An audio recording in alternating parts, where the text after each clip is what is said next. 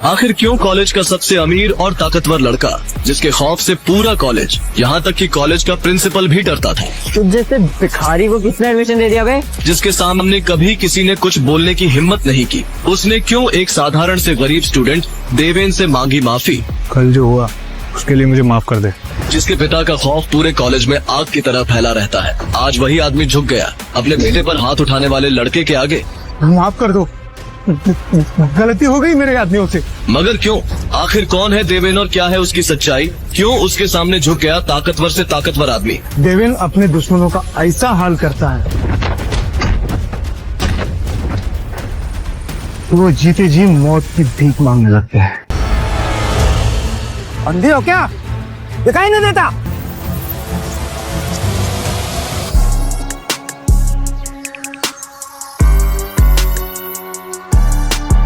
इस मामले से दूर है, इस काम के लिए आया है वही कर। अच्छा तो सुन, ये तेरी बहुत बड़ी गलतफहमी है।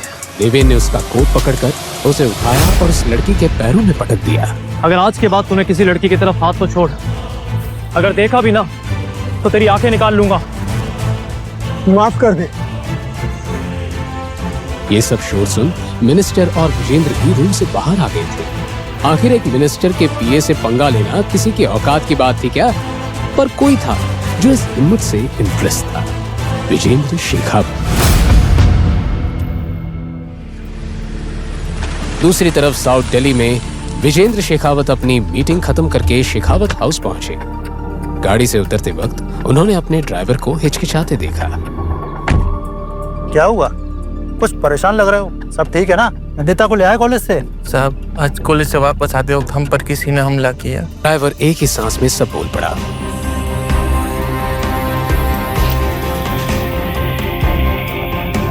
नहीं, तभी भी ठीक है, पर उनकी सुरक्षा के लिए हमें किसी बॉडी गार्ड को ढूंढना होगा। नंदिता बेटा, तुम ठीक तो हो? हाँ पापा, कुछ नहीं हुआ, मैं बिल्कुल ठीक हूँ। मैं कहीं चोट तो नहीं लगी? नहीं। बस अब कल से तुम कॉलेज नहीं जाओगी और ये मेरा फाइनल डिसीजन है। पापा, इस बारे में हम बात कर चुके हैं और महादेवी हमारा कॉलेज है, इसे आपने दादी के नाम पर बनवाया था। और मम्मा इस कॉलेज की प्रिंसिपल थी। तुम्हारी माँ के जाने के बाद ये कॉलेज क्रिमिनल्स का अड्डा बन चुका है। अगर ऐसी बात है तो आप कुछ करते क्यों नहीं? Take some legal action. मैंने डिसीजन ले लिया है, अब तुम कल से महादेवी कॉलेज नहीं जाओगी और ये फाइनल। अगर आप जिद्दी हैं तो मैं भी आपकी बेटी हूँ, मैं महादेवी कॉलेज से ही पढ़ाई करूंगी। विजेंद्र के पास जवाब नहीं था, सिर्फ एक बात कही उन्होंने।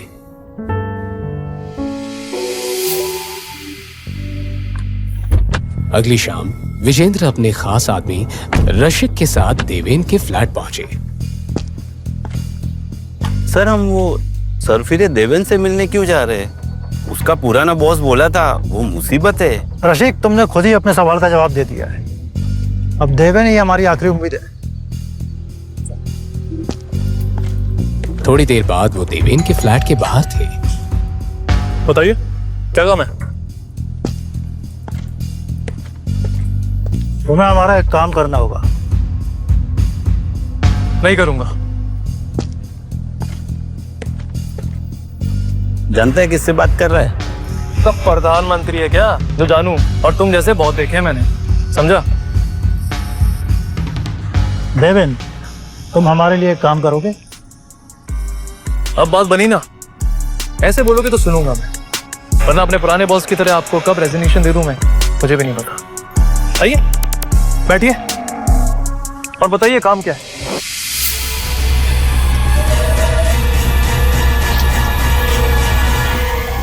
मुझे तुम्हें अपनी बेटी नंदिनी के बॉडीगार्ड के लिए हायर करना है। लेकिन एक कॉलेज स्टूडेंट को बॉडीगार्ड की क्या जरूरत है?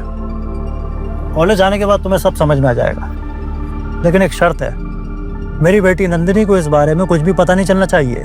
तुम्हें अंडर कवर रहकर काम करना होगा। विजेंद्र जी, मैं अपने तरीके से और अपनी शर्तों पे काम करूं। अगर आपको कोई शर्त रखनी है तो आप किसी और को हायर कर सकते। You can go. शर्त नहीं, रिक्वेस्ट समझ लो। और मैं तुम्हें तुम्हारी मुंह मांगी सैलरी देने के लिए भी तैयार हूँ। ठीक है, लेकिन मेरी एक शर्त है कि रसीक मेरे काम में इंटरफेयर नहीं करेगा और मैं महीने के 10 लाख लूंगा। सर ये पागल हो गया है, चलिए हम चलते हैं। रशीद गुस्से में था, पर विजेंद्र ने उसे रोका। मंजूर है। कल सुबह 9 बजे ऑफिस आकर मेरी सेक्रेटरी राधिका से मिल लेना, पेपर वर्क रेडी रहेगा। क्या बात है। विजेंद्र शेखावत, मुबारक हो। देवेन ने तुरंत अपनी रिसर्च शुरू कर दी। छत पर कुछ लड़के उस लड़की को घेर कर खड़े थे। मैं नीचे कूद के जान दे दूंगी। अरे तो मरने की क्या जरूरत है? अगली सुबह वो शेखावत कॉर्पोरेशन नाम की बिल्डिंग में कॉन्फिडेंटली एंटर हुआ। अब देवेन विजेंद्र के केबिन के पास पहुंचा। एक लड़की ने उसे रोका। मिस्टर देवेन,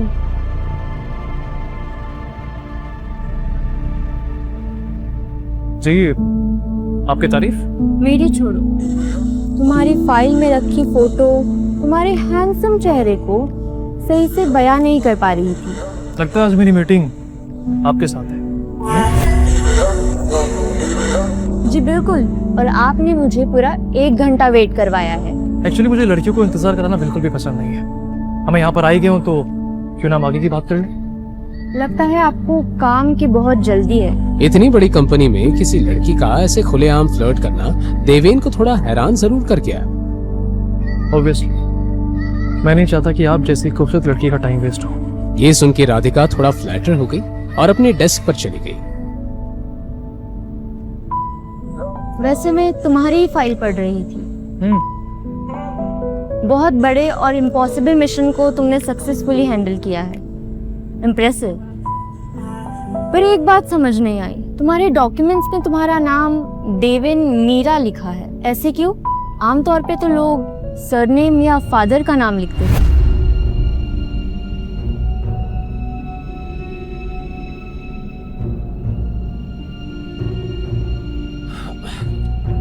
एक्चुअली देवेन की हर एक चीज खास है और मुझे लगता है कि आपको मैं कुछ ज्यादा ही पसंद आ गया। अब खास हो तो पसंद आओगे ही। रियली? वैसे मेरे नाम के अलावा अगर कुछ और क्वेश्चन है तो पूछ सकती हैं आप। संभाल कर देवेन जी, अपने क्लाइंट के सेक्रेटरी के साथ फ्लर्ट करना भारी पड़ सकता है। आपने मेरी फाइल देखी है ना? देवेन को हल्के काम वैसे भी पसंद नहीं आते। मैंने तुम्हारी फाइल देख ली, अब तुम अपने काम की फाइल देखो। इतना कहकर राधिका ने हंसकर एक फाइल देवेन के सामने रखी। इसमें सारी डिटेल्स है, नंदिता का फोटो और तुम्हारा एडमिशन लेटर भी। अच्छे से पढ़ लो। ठीक है, मैं चलता हूँ अभी, लेकिन आप ध्यान रखिएगा कि टाइम पर मेरे अकाउंट में मेरे पैसे आ जाने चाहिए।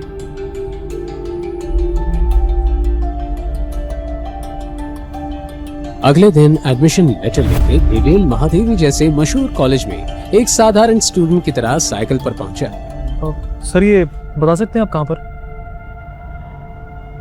भैया नया आया लगता है, इस कॉलेज में टिकना है तो संभल के रहियो।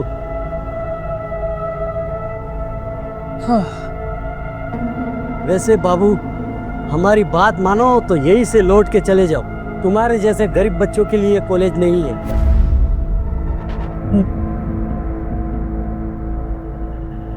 देवेन चुपचाप अंदर चला गया और अंदर उसे वही मिला जिसका उसे अंदाजा था। कोई डिसिप्लिन नाम की चीज ही नहीं थी। थोड़ी दूर जाकर उसने एक ग्रुप से पूछा, जी आप बता सकते हैं कि बीए फर्स्ट ईयर की क्लास कहाँ पर होती है? एक मिनट, तुम तो यहाँ पे टॉयलेट साफ करने आए हो ना, तो क्लास जान के क्या करोगे? इतना भाव क्यों पा रहा है? मैं तो सिर्फ क्लास जाने का रास्ता पूछ रहा था। खैर छोड़, मैं किसी और से पूछ लूंगा। देवेन जानने के लिए मुड़ ही रहा था कि उस लड़के ने उसका कॉलर पकड़ लिया। अरे सुन, तुझ जैसे भिखारी को किसने एडमिशन दे दिया बे? देवेन ने उसका हाथ अपने कॉलर से हटाया और इस तरह पकड़ा। छोड़ छोड़। सॉरी आपको लगी तो नहीं ना? वो एक्चुअली क्या है ना, मेरी टी शर्ट खराब हो रही थी। अब आप सब लोग इतने अमीर घर से, लेकिन मुझे मेरे सारे काम खुद करने पड़ते हैं। कपड़े धोने पड़ते हैं, इस्त्री करना पड़ता है। अब बस वो हल्का सा आपका हाथ हटा रहा था तो थोड़ा सा आई एम सॉरी। हाँ साले तो शायद जानता नहीं है मेरा बाप कौन है। बिल्कुल सही पकड़े हैं। मैं तेरे बाप को नहीं जानता, लेकिन इतना जरूर जानता कि तेरी जैसी औलाद को पैदा करने के बाद वो बाप शर्मिंदा जरूर होता है।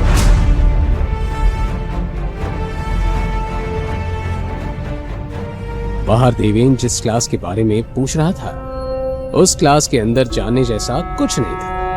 आधी से ज्यादा बेंचेस खाली थी और जो कुछ स्टूडेंट्स थे वो भी ऐसे बैठे थे जैसे किसी गार्डन में हो। सुप्रभात। अस्थाना की हिंदी सुनते ही सबने मुंह बना लिया। उसे शुद्ध हिंदी में बोलने का शौक था। तो आप सभी विचार कर रहे होंगे कि मैं यहाँ क्यों आया, है ना? तो मैं आप लोगों को एक विशेष विद्यार्थी से मिलाना चाहता हूं। हाँ? पुत्र देवेन, आओ पुत्र, आओ आओ। देवेन, तो कौन हमारे नवीन छात्रवृत्ति विद्यार्थी देवेन के साथ अपना स्थल साझा करना चाहेगा? हाँ? नंदिता। हाँ? चलो चलो चलो, बैठो बैठो नंदिता के साथ। अपना नाम सुनते नंदिता का मुंह बन गया। विद्यार्थियों, सीखते रहो। हाँ, गुड मॉर्निंग मिस शेखावत। एक मिनट, प्रिंसिपल अस्थाना ने तो सिर्फ मेरा नाम बताया था, तुम्हें मेरा सरनेम कैसे पता? सरनेम? हाँ एक्चुअली मिस शेखावत नाम, सरनेम। हाँ हाँ लेक्चर।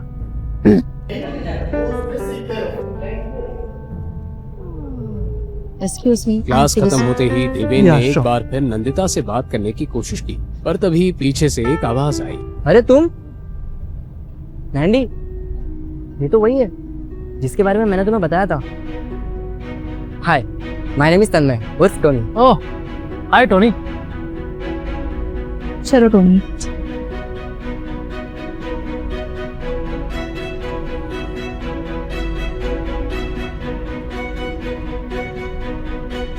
हाय। हेलो, अब तो क्लास भी खत्म हो गई, हाथ मिला सकते? कि वही है ना जिसका वायलेंट बिहेवियर कॉलेज का हॉट टॉपिक बना हुआ है, तुम लोगों का violent hero. Sorry miss Shekhawat, पर जिसे आप गुंडागर्दी कह रहे हैं दरअसल वो एक सेल्फ डिफेंस है। एंड बाय द वे, वो लड़के मिलके मेरी रैगिंग कर रहे थे और आप चाहते कि मैं चुपचाप खड़ा रहता? हाँ, ऐसी मारपीट करने के बजाय अगर तुमने कंप्लेन की होती तो ज्यादा हेल्पफुल होता। उसकी मासूम बातें सुनकर देवेन के चेहरे पर हंसी आ गई, पर उसे बेकार मुस्कुराता देख नंदिता का गुस्सा बढ़ गया। वो टमटमाते हुए वहां से चली गई। कहकर टोनी भी उसके पीछे चला।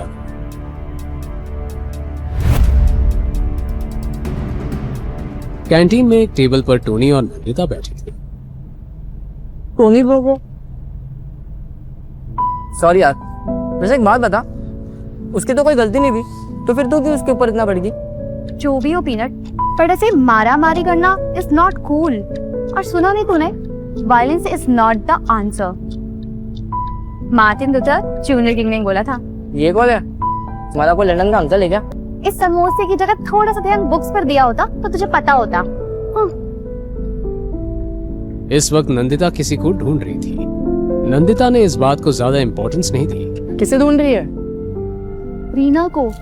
आज वो कॉलेज भी नहीं आई। उसके पास मेरे नोट्स हैं, उसने कहा था आज देगी। अब पता नहीं कहाँ रह गई लड़की। तो तू कल भी ले सकती है ना, या हॉस्टल रूम से। इतना परेशान होने की क्या जरूरत है? वैसे पीनट, तुझे देवेन से ज्यादा इम्प्रेस होने की जरूरत नहीं है। उस जैसे गुंडे से जितना दूर रहा जाए उतना बेहतर है। हाय मिस शेखावत, मैंने सुना कि आप मुझे याद किया। मुझे किसी पागल कुत्ते ने काटा है जो तुम जैसी मुसीबत को याद करूंगी? You are right. एक्चुअली आपको मुसीबत को याद करने की कोई जरूरत नहीं। क्योंकि आप तो वैसे भी एक परी बनाई आपस हुई है।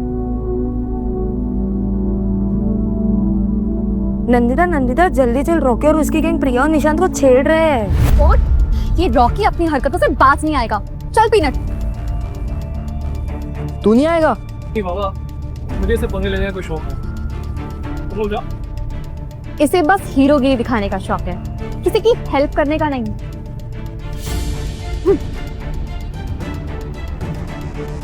देवेंद्र, रॉकी कॉलेज का गुंडा है, वो कुछ भी कर सकता है और उसके डैड की पोजीशन के चलते कोई कुछ नहीं कर सकता। लड़की की चीख सुनकर सब घबरा गए, लेकिन सबसे ज्यादा हैरान हुआ देवेन। बिना वक्त बर्बाद किए वो तुरंत चीख की तरफ दौड़ा। तुम्हारी हिम्मत कैसे हो रॉकी? तुम ऐसे किसी को भी धक्का नहीं दे सकते हो, समझे? रॉकी और उसके दोस्त निशांत प्रिया को घेर के खड़े थे और निंदिता उनके बीच में प्रिया को संभाले हुई थी। तुम्हें बीच में आने की कोई जरूरत नहीं है, चुपचाप साइड में रहो। देखो, मेरी दोस्तों से शर्त लगी है कि इन दोनों के बीच चल रहा है और वो साबित करने के लिए इन दोनों को रॉकी निशांत का चेहरा प्रिया के पास ले जा ही रहा था कि तुम जानते हो ना, इस गंदी हरकत की वजह से तुम रस्टिकेट हो सकते हो। हद है यार। रॉकी अपने होठों को गंदी तरह दबाता हुआ नंदिता की तरफ बढ़ने लगा।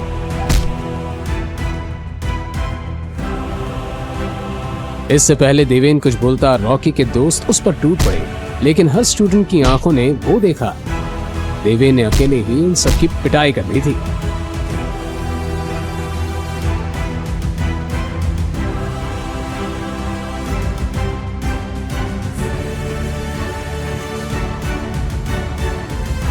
रॉकी से पंगा तुझे बहुत महंगा पड़ेगा देवेन। वो अपने दोस्तों के साथ वहां से निकल गया। यू इडियट, इतना मारने की क्या जरूरत थी? तुम्हें पता है रॉकी के डैड कौन है? अरे देवेंद्र ब्रो, आप अब अकेले इसने मुसीबत मोल ली है तो हैंडल भी अकेले खुद करेगा। बड़ा आया हीरो बनने। चलो पीनट। अरे लेकिन अम्मे ने क्या कर दिया? तो साला रॉकी का बाप है कौन? पता लगाना पड़ेगा बेटा। चलो। इतने में देवेन का फोन बजता है। मेन गेट की तरफ बढ़ता हुआ वो कॉल पे कहता है, हाँ मेरी नंदिता शेखावत से मुलाकात हो चुकी है। डोंट वरी, सब कुछ प्लान के अकॉर्डिंग होगा। बस आप अपना वादा मत भूलना, ठीक है? जैसे ही वो कॉलेज के बाहर निकला, उसने एक वैन देखी जो काफी देर से वहीं पेट्रोल कर रही थी। देवेन समझ गया दाल में कुछ काला है। वो कैजुअली बाहर निकला ही था कि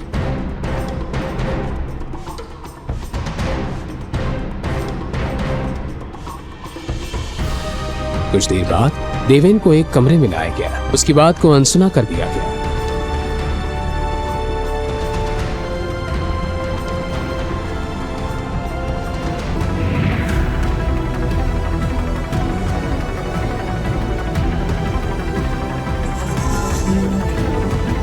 इसकी सजा तो जरूर तय करें। पहले इसकी शक्ल तो देख लूं। नकाब हटाओ इसका।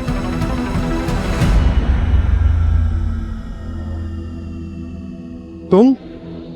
देवेन को देखकर वो आदमी भी हैरान रह गया। अगले ही पल वो घुटनों पे बैठ गया। देवेन भाई, माफ कर दो, गलती हो गई मेरे आदमियों से। हाथ छोड़ो, हाथ छोड़ो। देवेन भाई, मेरे बेटे से जरूर कुछ ना कुछ गलती हुई होगी। आपने जो भी किया बिल्कुल सही किया। मेरा बेटा नादान है, माफ कर दो।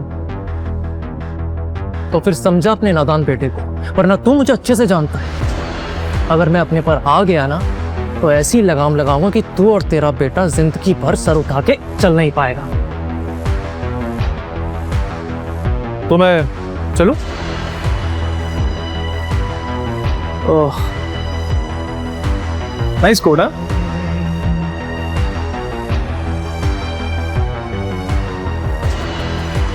तो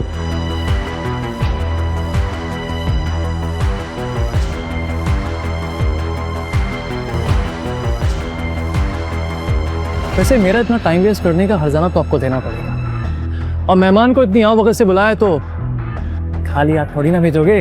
हाँ चलो, तो वो गाड़ी की चाबी दे दो मुझे जल्दी। Nice nice. Very good, come on come on come on. PA ने कांपते हाथों से देवेन को चाबी पकड़ा दी। चलिए फिर, take care, good bye, bye bye. Deven उस चाबी को उंगली पर घुमाता हुआ वहां से निकल गया। साहब, ये कौन था? इसे अब ऐसे माफी क्यों मांग रहे थे? तुम सब इसके बारे में ना ही जानो तो बेहतर है, लेकिन बस इतना याद रखना, कभी इससे दुश्मनी लेने की भूल मत करना। देवेन अपने दुश्मनों का ऐसा हाल करता है कि वो जीते जी मौत की भीख मांगने लगता है। अगला दिन नंदिता ने कॉलेज आते ही सबसे पहले एडमिन ऑफिस जाकर रीना के बारे में पूछा, लेकिन उसका कोई पता नहीं चला, जैसे वो अचानक गायब हो गई।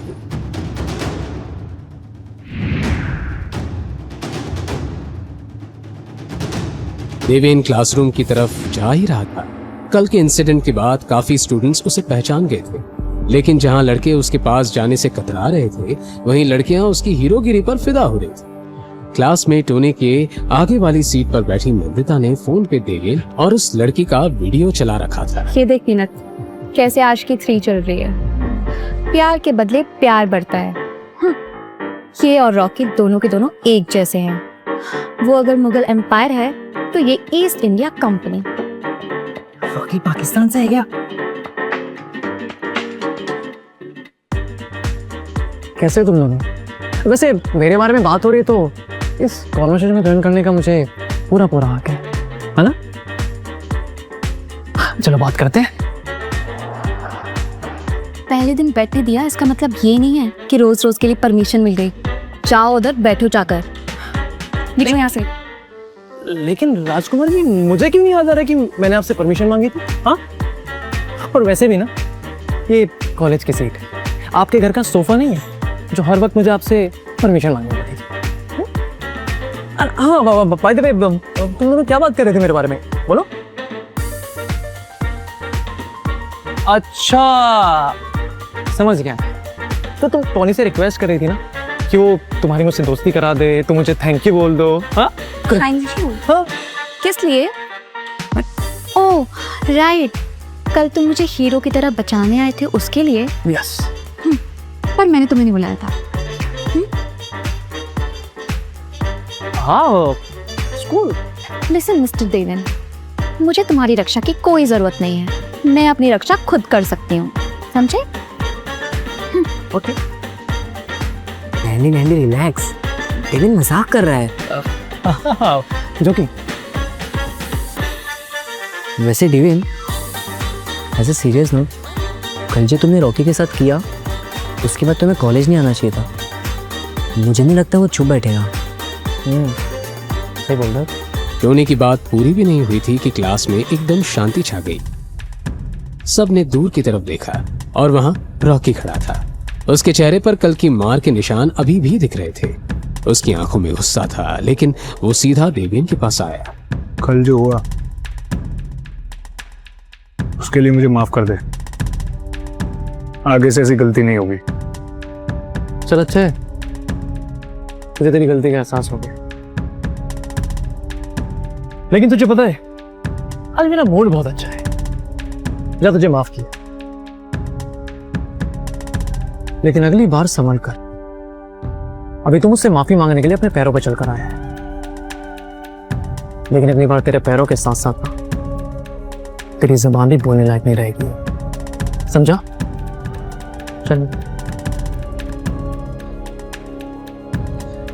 और हाँ सुन, ये गाड़ी की चाबी ले जा। अपने पापा को बोलना कि देवेन को कुछ खास पसंद नहीं आई। हाँ? लेकिन उसके अंदर गुस्सा और नफरत उबल रही थी। क्या करेगा अब रॉकी? क्या देवेन और नंदिता की दोस्ती हो पाएगी? हाँ, कितना गंदा है। क्या हंगामा मचा रखा है? कॉलेज के लिए देर नहीं हो रही, चलो जाओ नहाने। मैम, एक्चुअली बाथरूम में पानी साफ नहीं आ रहा है, आप एक बार टाकी साफ करवा दीजिए ना। वो सब मैं बाद में देखूंगी, अभी जाओ यहाँ से। धनीरा, जाके ऊपर टंकी में देखो क्या प्रॉब्लम है।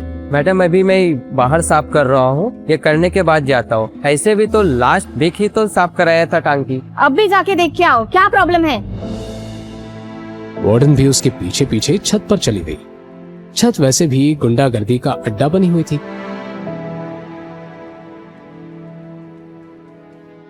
भैया जी क्या हुआ धनीराम?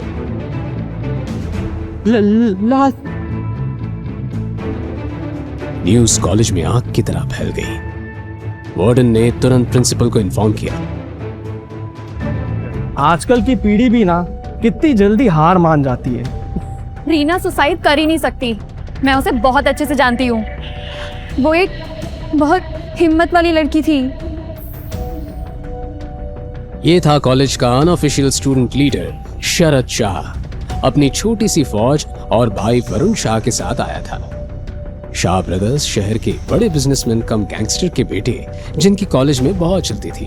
अरे नंदिता जी, जब इंस्पेक्टर साहब कह रहे हैं कि ये सुसाइड है, तो क्यों बिन बात का जग्गा जासूस बनने की कोशिश कर रही हो?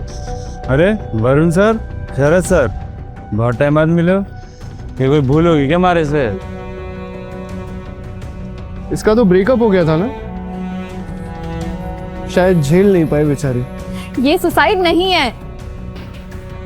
अरे नंदिता जी, आप क्या जाने दिल के टूटने का दर्द। आपका तो दिल कभी टूटा ही नहीं, आपने तो सिर्फ दूसरों के दिल तोड़े। हाँ नंदिता जी, आपको जरा पास से स्लीपिंग पिल्स की बोतल दिखा दूं, शायद आपको भी यकीन हो। लेकिन उससे पहले ही देवेन नंदिता के सामने आकर खड़ा हो गया। अपने हाथ को संभाल कर रख, वरना तेरे दिल का तो पता नहीं, लेकिन अगर तूने दोबारा हाथ उठाया ना तो तेरा हाथ तोड़ दूंगा, समझा? शरद ने एक पल के लिए घूर कर देवेन को देखा, फिर हंसी में बोल उठा। बताया नहीं तुमने बॉडीगार्ड रख लिया अपने लिए? हीरो, बड़ी फिक्र हो रही है नंदिता की। चक्कर क्या है? चक्कर मैं बताता हूँ। नंदिता एकदम सच बोल रही है, इस लड़की ने सुसाइड नहीं करा है। Let me show you.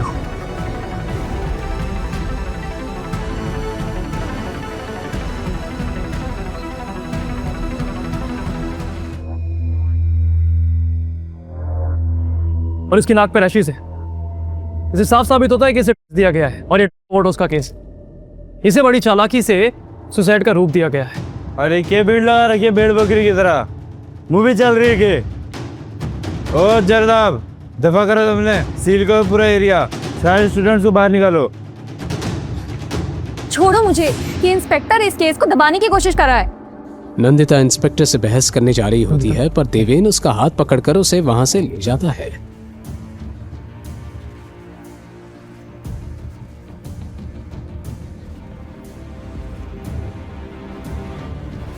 Nandi, छोड़ो मुझे, ये इंस्पेक्टर जानबूझकर सच दबाने की कोशिश कर रहा है। नंदी तू पागल हो गई है क्या?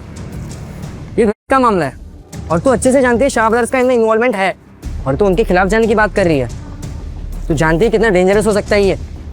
देखना वो इंस्पेक्टर कैसे उनकी। नंदिता गुस्से में चली जाती है। देवेन उसके पीछे जाने लगता है, पर टोनी उसे रोक लेता है। देवेन, मैं उसके पीछे जाता हूँ, वो सबके पीछे बहुत डिस्टर्ब हो गई है। देवेन जानता था कि अभी उसके और नंदिता के बीच दोस्ती का रिश्ता नहीं बना है, इसलिए वो टोनी की बात मान जाता है। मुझे क्या करना है? मैंने सबको न्याय दिलाने का ठेका थोड़ी रखा है। तभी फॉरेंसिक टीम बॉडी को ले जाते हुए के सामने से गुजरती है। देवेन को नंदिता की बातें याद आती। वो इरिटेट होकर अपना मोबाइल निकालता है और तुरंत विजेंद्र को कॉल करता है। शिकावत साहब, आपको पता है आपके कॉलेज में इस वक्त क्या हो रहा है? पानी की टंकी में से एक लड़की की लाश मिली है। पुलिस वाले यहाँ मुआयना करने आए हैं और वो लोग जानबूझकर इस केस को एक सैड केस बना रहे हैं। वो सब में पढ़ो मत, जो काम के लिए गए हो वही करो।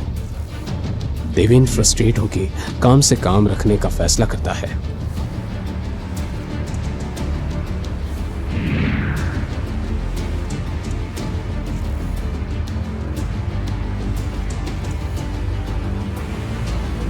आप सभी जानते हैं कि रीना कभी सुसाइड कर ही नहीं सकती। उसकी मौत के पीछे बहुत कुछ छुपा है, और ये इंस्पेक्टर सुसाइड का नाम देकर इन्वेस्टिगेशन रोकना चाहता है। पर हमें सच जानना ही होगा।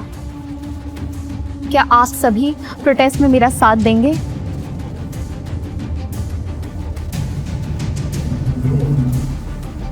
तुम्हारी दोस्त पागल हो गई है क्या? क्यों नहीं की देवी बन रही है? हाँ, आंटी ऐसी है डेविन, लेकिन इस बार वो शाह ब्रदर्स के खिलाफ जा रही है और मुझे डर है कहीं वो अपनी जिद में किसी मुसीबत में ना फंस जाए। तभी नंदिता की नजर देवेन पर पड़ती है और वो तुरंत उसके पास आती है। देवेन, तुम भी जानते हो कि ये सुसाइड नहीं थी, राइट? तुम मेरा इस प्रोटेस्ट में साथ दोगे? हमें सच जानना ही होगा कि रीना की मौत कैसे हुई, कैंडल मार्च निकालकर। प्लीज मुझे अपनी सर्कस से दूर रखो। अगर इसकी जगह कोई तुम्हारा अपना होता तब भी तुम यही करते?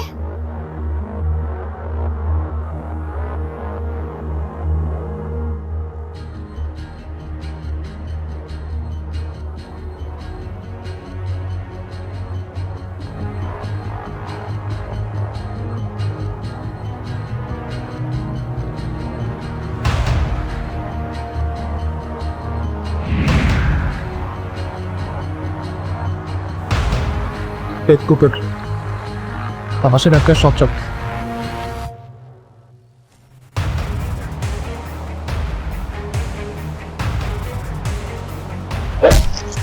आंखों के सामने अंधेरा। देवेन लड़खड़ाते हुए देखने की कोशिश करता है। कुछ अनजान लड़के उनमें से रॉकी और शरद को पहचान लेते हैं।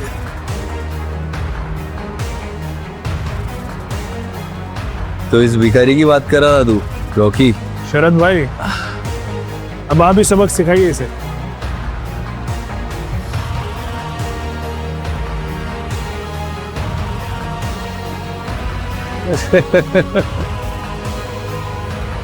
लगता है कल की मार कम पड़ गई तुझे, हाँ?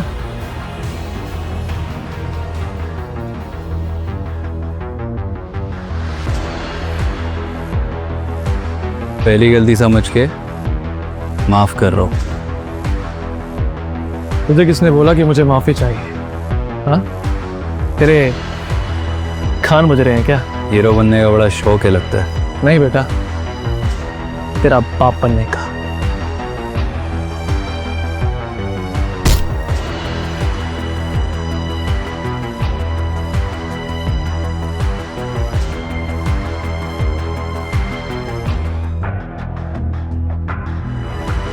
क्या देवेन खुद को बचाकर नंदिता को बचाने जा पाएगा? क्या करने वाला था शरद नंदिता के साथ? देवेन का अंदाजा सही था।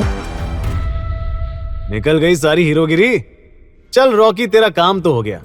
अब मैं जरा उस मोर्चे वाली नंदिता को संभाल कर आता हूँ। उसका सच्चाई का भूत उतारना भी तो जरूरी है। शरद ने ये बात रॉकी से कही, मगर ये सुनते ही देवेन के अंदर जैसे करंट सा दौड़ गया और वो अपनी पूरी ताकत बटोरने लगा। वहीं शरद ये बोलकर वहां से निकल गया। रॉकी अपने हाथ में साइकिल की चेन लपेट देवेन की तरफ बढ़ा, लेकिन इसके पहले कि रॉकी कुछ कर पाता, देवेन ने शरीर का पूरा जोर लगा पीछे खड़े लड़के को ले जाकर दीवार से टक्कर मार दी थी। जैसे ही पीछे खड़े उस लड़के का सर दीवार से टकराया, दर्द में करहाते हुए उसकी बेल्ट पर पकड़ ढीली हो गई। देवेन ने इसका फायदा उठाया और बाकी दोनों लड़कों से अपना हाथ छुड़वाकर जोरदार मुक्के मारना शुरू कर दिए। अरे क्या कर रहे हो? दम नहीं है क्या? रोको उसे! रॉकी चिल्लाया, पर जैसे देवेन के अंदर का सूरमा जाग गया था, कोई उसे रोक नहीं पा रहा था। कुछ ही देर में रॉकी के साथ आए सभी लड़के जमीन पर थे। उनको धूल चटाने के बाद देवेन रॉकी की तरफ बढ़ा। देख देख, मेरे पास मत आ। ये लोग शरद भाई के लड़के हैं। उसके कहने पर वो सब कर रहे थे। देवेन का मन तो कर रहा था कि रॉकी को आज वो ऐसा पीटे कि उसकी साथ पुश्ते याद रखे, पर वो जानता था कि इस वक्त उसका नंदिता के पास होना ज्यादा जरूरी है। जाने से पहले देवेन ने रॉकी को घूर कर देखा और बोला, अगर अगली बार ये बेवकूफी करने की कोशिश की तो जान ले लूंगा। बता देना अपने उस मालिक को। इतना बोल देवेन वहां से निकल गया। वहीं रॉकी को देखकर ऐसा लग रहा था कि वो यमराज के साथ 1-on-1 करके लौटा है। देवेन नंदिता को ढूंढता हुआ कैंटीन पहुंचा तो उसे वहां नंदिता तो नहीं मिली, मगर टोनी ने उसे देख लिया और उसकी हालत देख घबराते हुए बोला, ओ गॉड देवेन, ये खून, तुम्हारी ऐसी हालत, क्या हुआ? मैं ठीक हूँ, तू ये सब छोड़, ये बता नंदिता कहाँ है? देवेन का जवाब सुन टोनी का मुंह खुला का खुला रह गया। देवेन इतनी जख्मी हालत में डॉक्टर का नहीं बल्कि नंदिता का पता पूछ रहा था। टोनी बोला, भाई ये क्या हुआ? और नैंडी को छोड़, वो ठीक है, मैं अभी उससे ही मिलकर आ रहा हूँ। तू अपनी फिक्र कर, चल मेरे साथ मेडिकल रूम। इतना बोल टोनी देवेन को अपने साथ कॉलेज के मेडिकल रूम ले गया। वो आलीशान मेडिकल रूम किसी 5 स्टार क्लिनिक की फील दे रहा था, पर वहां डॉक्टर या नर्स कोई नहीं था। ये देख देवेन ने सवालिया नजरों से टोनी की ओर देखा तो टोनी ने बताया, वो आज सुबह जो भी हुआ उसकी मीटिंग चल रही है स्टाफ रूम में, सब वहीं बिजी हैं। बट डोंट वरी, मुझे फर्स्ट एड करना आता है, मार खा खा कर सब सीख गया हूँ। कहकर टोनी आसपास फर्स्ट एड किट ढूंढने लगा। देवेन ने वहां रखे बेड पर बैठते हुए उससे पूछा, मुझे तो अभी भी कुछ समझ नहीं आ रहा पीनट, ये कैसा कॉलेज है? सब कहते हैं महादेवी कॉलेज दिल्ली का सबसे फेमस और प्रेस्टिजियस कॉलेज है, पर ये मर्डर, ये अटैक्स, सच्चाई इससे भी डरावनी है देवेन। मुझे भी ऐसा ही झटका लगा था, पर मैं ये भी जल्दी समझ गया कि कॉलेज जैसा भी हो, लेकिन अगर डिग्री पर महादेवी कॉलेज का नाम लिखा हो तो कोई भी जॉब बड़ी आसानी से मिल जाएगी।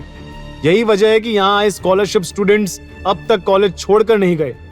लिसन ब्रो, अगर तुझे भी कॉलेज में जिंदा रहना है तो एडजस्ट करना पड़ेगा। ये कहते हुए टोनी फर्स्ट एड बॉक्स लेकर देवेन के सामने आया और उससे अपनी शर्ट निकालने को कहा। देवेन ने शर्ट उतारी ही थी कि कमरे में एक लड़की की आवाज सुनाई पड़ी। वैसे अगर ये कहे तो हम भी इनके लिए एडजस्ट होने को तैयार हैं। देवेन और टोनी ने पलट कर देखा तो सामने मिनी ब्लैक ड्रेस पहने कॉलेज की सबसे हॉट लड़की आयशा अग्रवाल अपनी 2 सहेलियों के साथ मेडिकल रूम के दरवाजे पर खड़ी थी। कॉलेज का हर लड़का आयशा का बॉयफ्रेंड बनने का, उसके करीब जाने का, उसे छूने का सपना देखा करता था। देवेन ने उसे ऊपर से नीचे देखा और मुस्कुराते हुए बोला, कोई उल्लू का पट्टा ही तुम जैसी लड़की को एडजस्ट करने को कहेगा, और मैं तो वो बिल्कुल भी नहीं हूँ। सर के साथ देवेन की चेस्ट और बाजू पर भी घाव लगे थे, जिसके लिए टोनी ने उसकी शर्ट उतरवाई थी, पर बिना शर्ट के पसीने में चमकती देवेन की बॉडी काफी हॉट लग रही थी। आयशा की नजरें उसकी मोटी मोटी बाजुओं पर जैसे अटक ही गई थी। छूकर देख सकती हो, काटूंगा नहीं। देवेन हल्की सी मुस्कान के साथ फ्लर्ट करते हुए बोला। आयशा ये सुन मुस्कुरा दी और ब्लश करती हुई उसके करीब आने लगी। तभी आयशा की सहेलियां टोनी को बाहर ले गईं और फर्स्ट एड बॉक्स खोलते हुए आयशा ने वो सब करना शुरू कर दिया जो टोनी करने वाला था। उसने फर्स्ट एड बॉक्स से कॉटन पर एंटीसेप्टिक लिक्विड लगाया और देवेन के सामने उसके बेहद करीब आकर बैठ गई। मैंने सुना कैसे तुमने रॉकी को 2 बार हराया। ये कहते हुए उसने देवेन के माथे पर लगी चोट को कॉटन से क्लीन किया। देवेन ने दर्द से हल्की सिसकी भरी। आयशा आगे बोली, पर तुम्हें पता है ना, शाह ब्रदर्स उस रॉकी से भी ज्यादा खतरनाक हैं, पर तुम्हारी इस प्रॉब्लम का सलूशन है मेरे पास। ये सुन देवेन ने एकदम से उसकी कलाई को पकड़ लिया और उसकी आंखों में देखते हुए बोला, और वो क्या है? आयशा ने उसके गाल को सहलाया और कहा, तुम्हें मेरा बॉयफ्रेंड बनना पड़ेगा। देवेन की आंखें एकदम से बड़ी हो गईं। उसने आयशा के मुंह से ये सुनने की उम्मीद बिल्कुल नहीं की थी। वो आयशा की बोल्ड पर्सनैलिटी से इंप्रेस हुआ। उसने होठों पर टेढ़ी मुस्कान के साथ पूछा, और ये मेरी प्रॉब्लम का सलूशन कैसे होगा? तुम आयशा की पावर को जानते नहीं हो बेबी। एक बार मेरे होकर तो देखो, तुम्हें खुद ब खुद पता चल जाएगा कि मैं क्या चीज हूँ। देवेन ने भी उसे अपने करीब खींचा और कहा, ऑफर है तो बहुत टेम्पटिंग, पर अफसोस मुझे इसे रिजेक्ट करना होगा मिस आयशा। ये सुन आयशा की आंखें हैरानी से फट गईं। उसके चेहरे की मुस्कान गायब हो गई। पर तभी रूम का डोर ओपन हुआ। दरवाजे पर नंदिता को देखकर जहां देवेन थोड़ा शॉक में दिखा, वहीं आयशा बड़े केयर फ्री एटीट्यूड के साथ बोली, नॉक करना नहीं आता, यहाँ प्राइवेट बातें चल रही हैं। देवेन और आयशा को इतना करीब देख नंदिता के चेहरे पर डिस्गस्टेड एक्सप्रेशन दिखाई देने लगे। तो इस सर्कस के लिए टाइम है तुम्हारे पास? ये कहकर वहां से उल्टे पैर वापस चली गई। देवेन ने आयशा को खुद से दूर किया और बिना कुछ बोले नंदिता के पीछे चला गया। ये देख आयशा ने गुस्से में अपनी हील्स को जमीन पर पटका। तभी उसका मोबाइल रिंग करने लगा। कॉल पिक करते ही दूसरी तरफ की बात सुन वो बोली, डोंट वरी, एक बार आयशा ठान ले तो कोई भी लड़का उससे बच नहीं सकता। मैं देवेन को अपना बॉयफ्रेंड बनाकर ही रहूंगी। वहीं बाहर देवेन नंदिता को पुकारता रहा, पर वो वहां से चली गई। नंदिता, नंदिता, लिसन। देवेन ने फ्रस्ट्रेट होकर बालों में हाथ फेरा। शिट, पहले इस लड़की के ऊपर मेरा इंप्रेशन गलत है और अब फिर से ऐसे तो हो गई दोस्ती। तभी पीछे से टोनी आया और बोला, भाई लगता है नैंडी तेरा सिर फिर फोड़ देगी। देवेन ने अपना सिर हिलाया और बोला, साली लाइफ में ना टाइमिंग सही होती तो आज मैं कहां का कहां होता। टोनी अपने बाल संवारते हुए बोला, ब्रो ये सब छोड़ और पहले मेरी बात सुन। आयशा अग्रवाल ने तुझे बॉयफ्रेंड बनने का ऑफर दिया। तू जानता है पहली बार आयशा ने खुद किसी लड़के को अप्रोच किया है और वो भी तुझे, और तूने क्या किया? वो ऑफर रिजेक्ट कर दिया। तेरा दिमाग तो ठीक है, आंखें सही है, देख पा रहा है ना? अरे तूने आयशा अग्रवाल को रिजेक्ट कर दिया, कॉलेज की हॉटेस्ट गर्ल को। क्या मैं पूछ सकता हूँ क्यों? नहीं।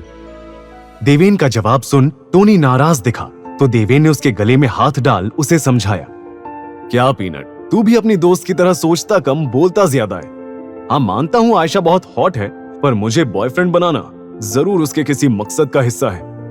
नहीं तो तू ही सोच, मुझे महादेवी आए 3 दिन नहीं हुए और उसने मुझे प्रपोज कर दिया। टोनी ये सुन सोच में पड़ गया था। तभी देवेन ने उससे पूछा, वैसे टोनी वो ऐसा क्यों कह रही थी कि वो शाह ब्रदर्स से ज्यादा पावरफुल है? टोनी ने गहरी सांस भरी और फिर आसपास नजर घुमाकर देवेन के करीब आकर बोला, वो इसलिए क्योंकि वो बॉस बेब्स की मेंबर है। ये सुन अब देवेन शॉक दिखा। चल मैं डिटेल में बताता हूँ। कहकर टोनी ने देवेन का हाथ फिर से अपने गले में डाला जो उसने शॉक में हटा लिया था, और फिर चलते चलते महादेवी का पूरा सिस्टम उसे समझाने लगा।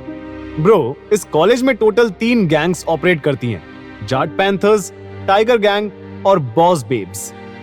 देवेन हल्का सा हंसा। सीरियसली ये गैंग्स का भी खेल चल रहा है अब इस कॉलेज में? ये खेल नहीं देवेन, बहुत खतरनाक है ये सब। पिछले हफ्ते एक लड़के ने सुसाइड किया था, आज एक लड़की की लाश मिली, तुझ पर हमला हुआ, इतना कुछ हो गया पर एक भी बार कॉलेज अथॉरिटी या पुलिस ने कोई एक्शन नहीं लिया। ये ताकत है इन गैंग्स की इस कॉलेज में। वो शाह ब्रदर्स टाइगर गैंग के सबसे डेंजरस मेंबर्स हैं। अपने लीडर के राइट और लेफ्ट हैंड है वो दोनों भाई।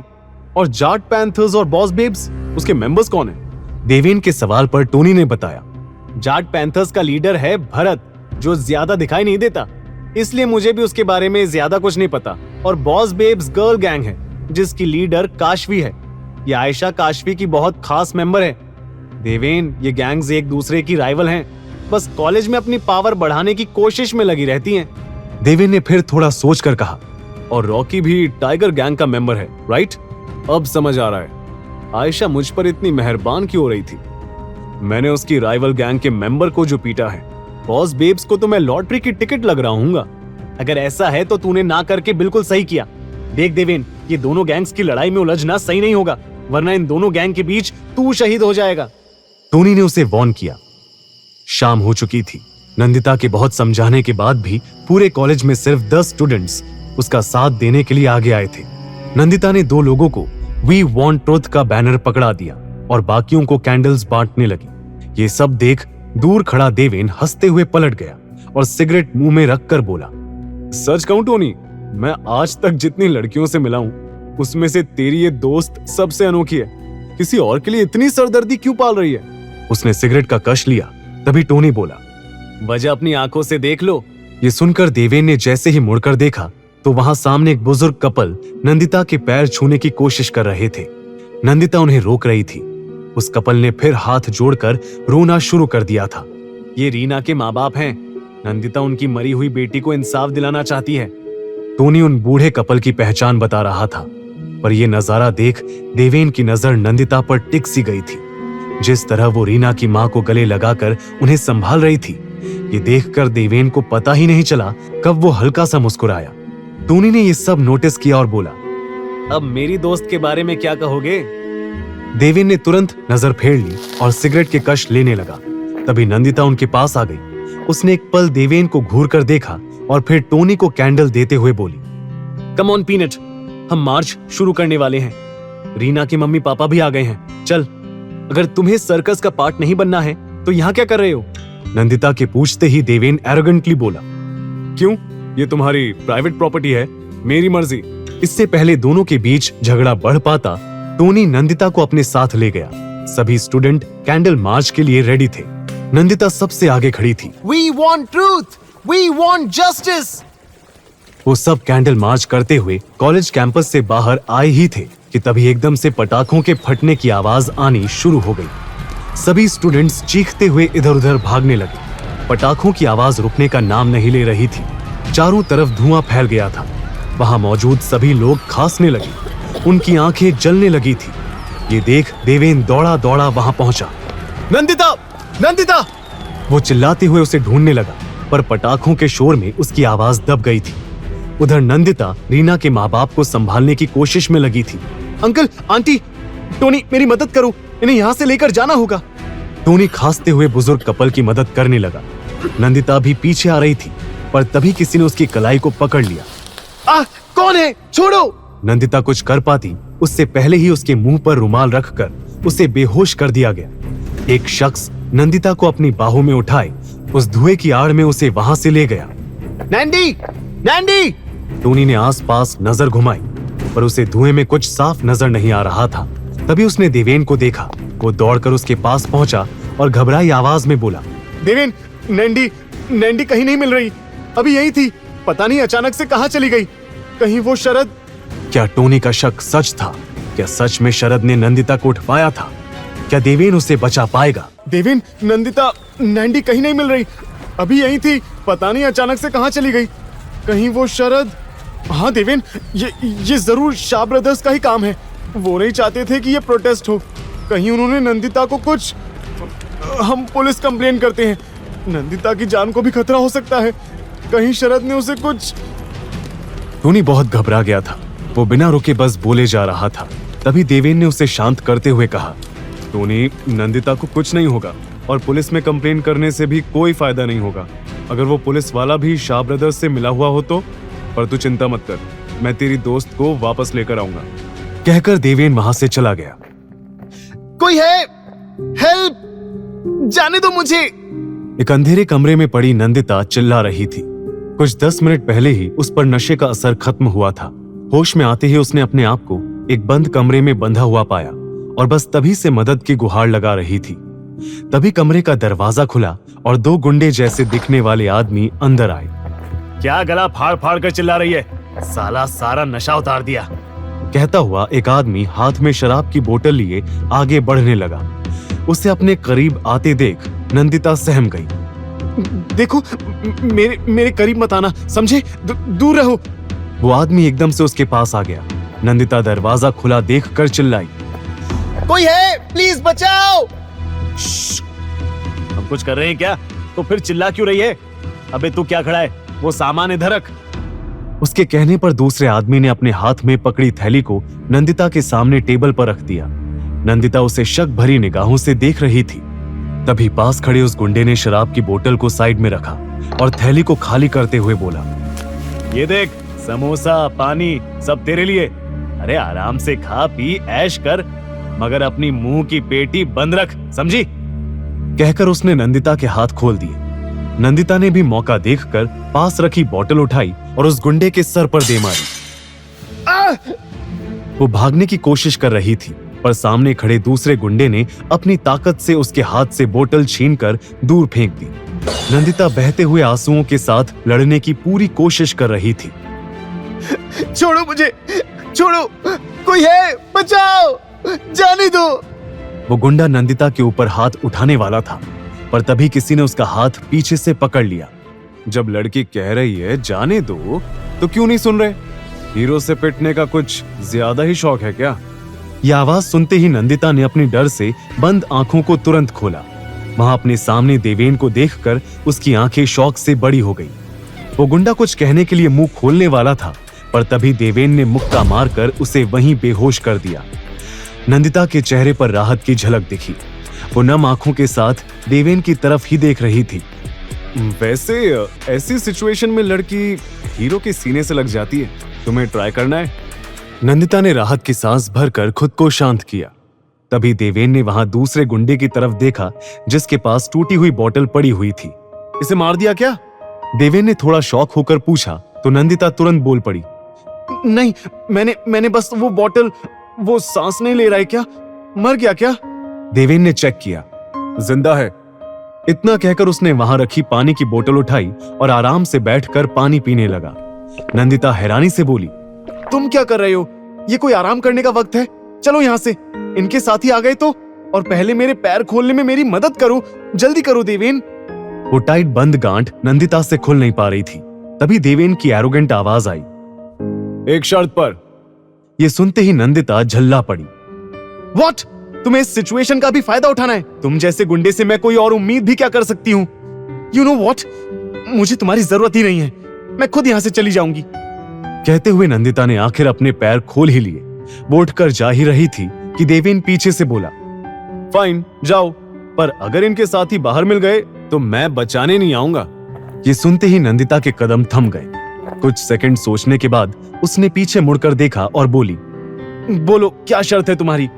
बस तुम्हारी दोस्ती मिलेगी। ये कहते हुए देवेन ने स्माइल के साथ अपना हाथ आगे कर दिया। टोनी थोड़ा हंसकर बोला, देख ब्रो, हैंडसम तू भी है और वो हैरी भी, पर वो है रोमांटिक फिल्मों का चॉकलेटी बॉय, तो तू एक्शन रोमांस का full on angry young man. तू हड्डियां तोड़ने के लिए ठीक है, पर दिल के मामले में तो बाजी चॉकलेटी बॉय ही मारता है ना, स्पेशली जब बात हो मारपीट और गुंडागर्दी से नफरत करने वाली हमारी नैंडी की। तू मुझे इस हैरी से कंपेयर कर रहा है? वैसे भी मुझे नंदिता की लव लाइफ से कोई लेना देना नहीं है, जिसे पसंद करना है करे। तभी नंदिता हैरी के साथ उनके पास आई। हैरी, ये है देवेन, इसी ने मुझे कल गुंडों से बचाया था। देवेन, ये हार्दिक, आई मीन हैरी, मेरा फ्रेंड, कुछ टाइम के लिए लंदन गया था, आज ही वापस आया है। देवेन ने बेमन से हैरी से हाथ मिलाया। फिर वो नंदिता से कुछ कहने वाला था, पर तभी हैरी बोला, oh shit, how can I forget about this? कहते हुए उसने अपनी पॉकेट से एक छोटा सा गिफ्ट बॉक्स निकाला और नंदिता के हाथ में दे दिया। साथ ही उसने उसके हाथ से वो फ्लावर बुके लेकर देवेन के हाथ में थमा दिया था। Nandy, this is for you, the best perfume from London. You won't believe, इसे पाने के लिए मैंने 12 आवर्स का बस से ट्रैवल किया था। Can you imagine? But it's all worth it when it's about you. Nandita भी परफ्यूम को एक्साइटेडली चेक करने लगी थी। देवेन ने एक बार कुछ कहने की कोशिश की, पर हैरी ने उसे मौका ही नहीं दिया। अच्छा नैंडी, मैंने इतने दिन क्लासेस मिस की है, you have to help me, okay? तो ये परफ्यूम रिश्वत है। Just kidding. नंदिता के ये कहते ही वो दोनों हंसने लगे। तभी देवेन फिर कुछ बोलना चाह रहा था, पर एक बार फिर हैरी ने आगे आकर नंदिता को क्लास शुरू होने का याद दिलाया और उसके साथ वहां से चला गया। देवेन वहीं पीछे हाथ में फ्लावर्स लिए इरिटेट एक्सप्रेशन के साथ उन्हें जाते हुए देख रहा था। इस चिपकू की तो मेरे दिए फूल मुझे ही चिपका गया। और देखा ना टोनी, तूने कैसे नंदिता के साथ चिपक रहा था।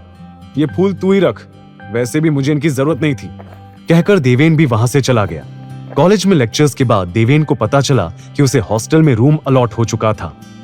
देवेन उसी रात अपने बैग्स के साथ हॉस्टल रूम में शिफ्ट होने पहुंच गया। हॉस्टल वार्डन ने उसे अपने असिस्टेंट के साथ भेज दिया, जिसे सब लोग मीटर कहकर बुलाते थे। देवेन भैया, है ना? मैं तो आपको देखते ही पहचान गया था। आप आते ही कॉलेज में इतने फेमस जो हो गए, पर मुझे नहीं पता था आप स्कॉलरशिप स्टूडेंट होंगे। वो तो जब वार्डन सर ने आपको रूम नंबर 118 अलॉट किया तो पता चला। वो आप जिन तीनों के साथ रूम शेयर करने वाले हो, वो सब भी आपकी तरह गरीब घर से या मिडिल क्लास परिवार से हैं। मेरा मतलब स्कॉलरशिप स्टूडेंट्स हैं। सॉरी भैया, पर यहाँ ऐसे ही चलता है। वैसे देवेन भैया, आप यहाँ थोड़ा संभल कर रहना। यहाँ कॉलेज से भी बुरा हाल है, पर हाँ, किसी भी चीज की जरूरत हो तो इस मीटर को याद कर लेना। लो, बातों बातों में आपका रूम भी आ गया। मीटर के जाते ही देवेन ने उस रूम के बंद दरवाजे की तरफ देखा। उसके नॉक करने से पहले ही डोर ओपन हो गया। तभी देवेन का सामना एक जैसे दिखने वाले दो लोगों से हुआ। अरे देवेन भाई, हम आपका ही इंतजार कर रहे थे। मैं सोनू और मैं मोनू। आप आइए ना। कहते हुए उन जुड़वा भाइयों ने देवेन के हाथ से बैग लिए और मुस्कुराते हुए उसका वेलकम करने लगे। देवेन ऑकवर्ड स्माइल के साथ रूम में एंटर हुआ। रूम के दोनों साइड दो दो बेड के साथ 2 कबर्ड रखे गए थे। विंडो के पास एक स्टडी टेबल था, जहां एक लड़का चुपचाप पढ़ाई कर रहा था। अबे मयंक, कितना पढ़ेगा, देखना कौन आया है, मोनू बोला। और फिर उसने देवेन का सामान लेफ्ट हैंड साइड के कॉर्नर बेड पर रखकर कहा, देवेन भाई, ये वाला बेड आपका। हमने सब साफ कर दिया है। आपके सामान के लिए अलमारी में जगह भी खाली कर दी है। वैसे आप तो कॉलेज में आते ही छा गए भाई। क्या पीटा आपने उस रॉकी को, हमने देखा था, है ना सोनू? देवेन को अब पता चला था कि क्यों उसकी इतनी आव भगत हो रही थी। उसने उन्हें इग्नोर किया और सोने की कोशिश करने लगा। रात के करीब 2 बजे होंगे जब उसकी नींद खुली और वो कमरे से बाहर वॉशरूम यूज करने गया। हर फ्लोर पर एक कॉमन वॉशरूम बनाया गया था। देवेन वॉशरूम में एंटर होने ही लगा था कि तभी एक लड़के से टकरा गया। वो लड़का मयंक था, उसका रूममेट। आई एम सॉरी, वो मैंने ध्यान नहीं दिया। मयंक ने नजर चुराते हुए कहा। देवेन ने उसकी लाल आंखें और कांपते हुए हाथों को नोटिस कर लिया था। ये देख वो टेंस्ड होकर बोला, तुम ठीक हो ना? दूर रहो मुझसे, मैं ठीक हूं। कहते हुए मयंक वहां से चला गया, पर हड़बड़ाहट में उसकी जेब से जमीन पर एक ब्राउन पैकेट गिर गया था। देवेन ने माथे पर शिकन के साथ पैकेट उठाया। पैकेट से गिर रहे व्हाइट पाउडर को देवेन ने जैसे ही स्मेल किया, उसकी आंखें फटी की फटी रह गईं। ये तो कोकेन है। मीटर की वार्निंग और अब ये कोकेन का पैकेट। क्या देवेन अब भी ये सब इग्नोर कर सिर्फ अपने मिशन पर फोकस करेगा? क्या हैरी देवेन और नंदिता की दोस्ती में कांटा बनकर आया था? और क्या क्या देखने को मिलेगा देवेन को इस महादेवी कॉलेज और उसके हॉस्टल में? ये तो कोकेन है। देवेन ने शॉक्ड एक्सप्रेशन के साथ ये कहा ही था कि तभी किसी ने झटके से उसके हाथ से वो ब्राउन पैकेट छीन लिया। देवेन ने देखा तो वो मयंक ही था। उसे देखते ही देवेन ने टेंस्ड एक्सप्रेशन के साथ पूछा, ओ हेलो, तुम जानते भी हो इसमें क्या है? ये व्हाइट पाउडर ड्रग्स है, मालूम है मुझे। तू अपने काम से काम रख, समझा? मयंक बोला और वहां से जाने लगा। रुको, पहले बताओ ये पैकेट कहां से आया तुम्हारे पास? ये ड्रग्स किसने दिए? देवेन सवाल पूछता रहा, पर मयंक अपनी ही दुनिया में खोया उस ड्रग्स के पैकेट को सीने से लगाए हुए था, जैसे वो कोई कीमती चीज हो। देवेन उसके सामने आकर खड़ा हुआ और पूछा, मयंक नाम है ना तुम्हारा? बताओ ये ड्रग्स कहां से आए? तुम ये ड्रग्स किसी और को भी दे रहे हो? और कौन है तुम्हारे साथ? क्यों जवाब दूं तुझे? मेरा बाप लगता है क्या? हट सामने से। मयंक ने थोड़ी ऊंची आवाज में कहा और लड़खड़ाते कदमों के साथ पैकेट लेकर वहां से चला गया। देवेन ये सब टेंस्ड एक्सप्रेशन के साथ देख रहा था। इस कॉलेज में कुछ भी ठीक नहीं है। बहुत बड़ा ड्रग्स रैकेट चलाया जा रहा है। वो रीना और अब ये मयंक, ना जाने कितने और स्टूडेंट इस जहर को ले रहे हैं। मुझे शेखावत साहब को बताना। देवेन कहते कहते रुक गया। उसे पिछली बार की विजेंद्र की कही बात याद आ गई। सही तो कह रहे थे वो देवेन, तुझे इन सब बातों से क्या लेना देना? क्यों खुद को इस झंझट में फंसा रहा है? अपने मिशन पर फोकस कर बस। अगली सुबह कॉलेज जाने से पहले आज देवेन के कदम एक सरकारी हॉस्पिटल की तरफ मुड़ गए थे। वहां हॉस्पिटल में पर्चा बनाने के लिए लोगों की एक लंबी लाइन दिख रही थी। वहीं साथ ही दूसरी लाइन एक कमरे में जा रही थी, जहां डॉक्टर्स मरीजों का चेकअप कर रहे थे। देवेन ने पास से गुजर रहे कंपाउंडर से पूछा, एक्सक्यूज मी, ये जनरल वार्ड किस तरफ है?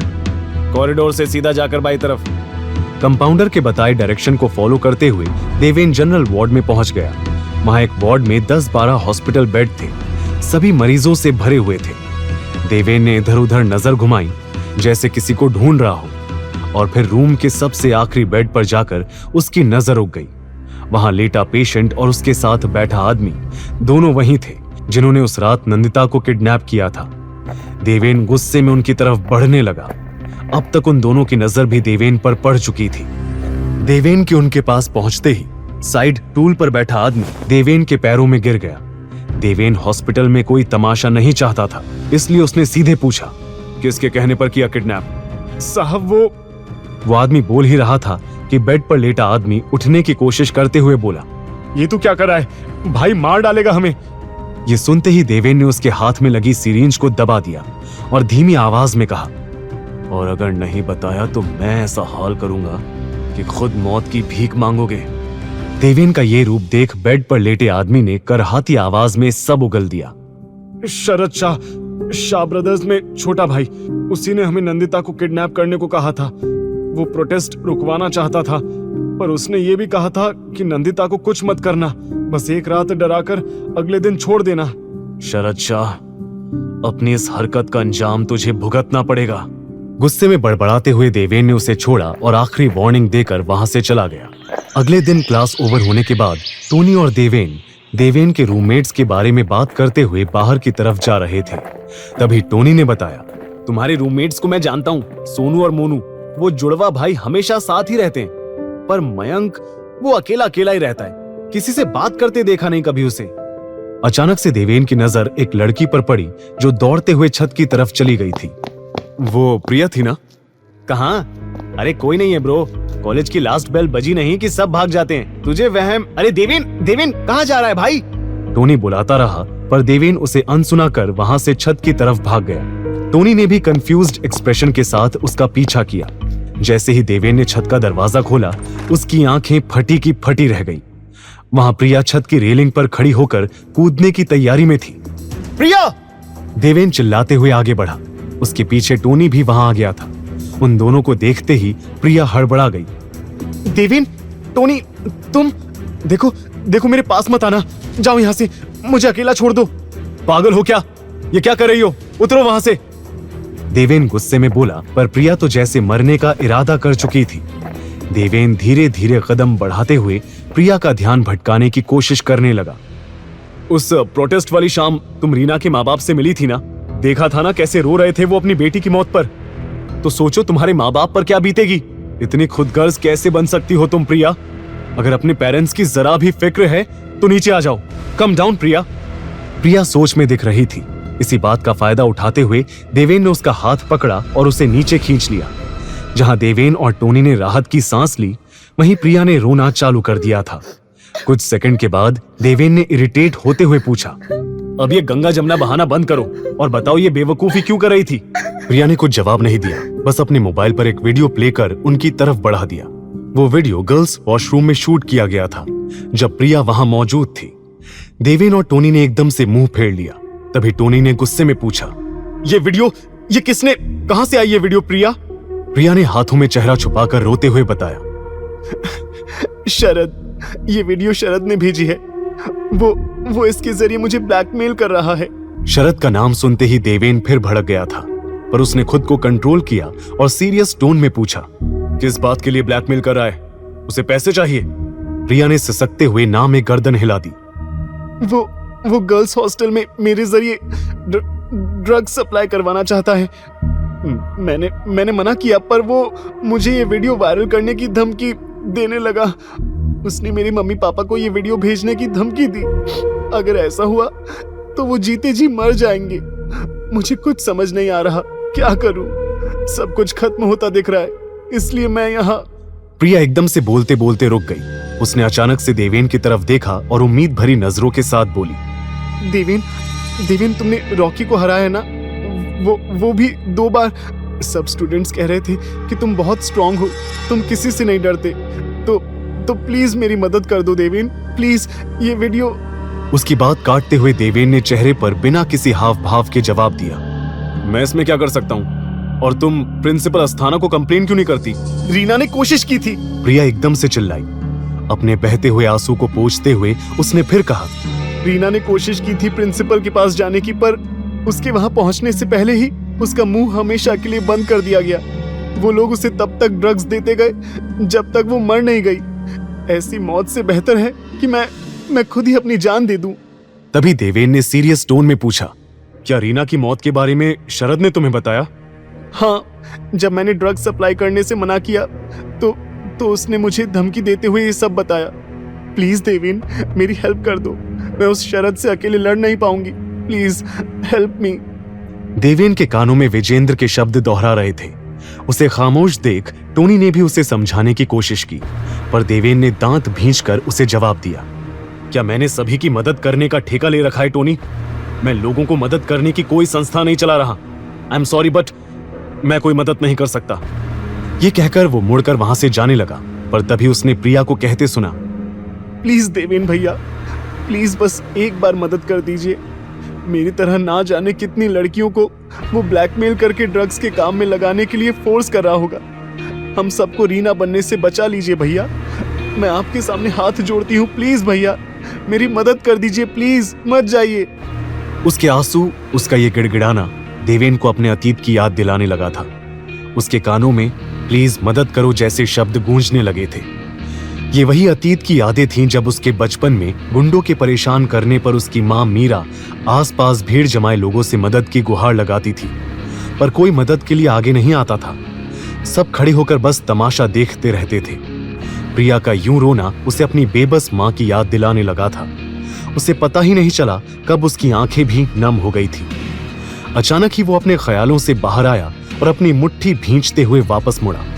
अगले ही पल वो धीरे धीरे कदम बढ़ाकर प्रिया की तरफ आने लगा था, जो अभी भी जमीन पर बैठकर रो रही थी। एक गहरी सांस भरकर देवेन उसके सामने झुक गया।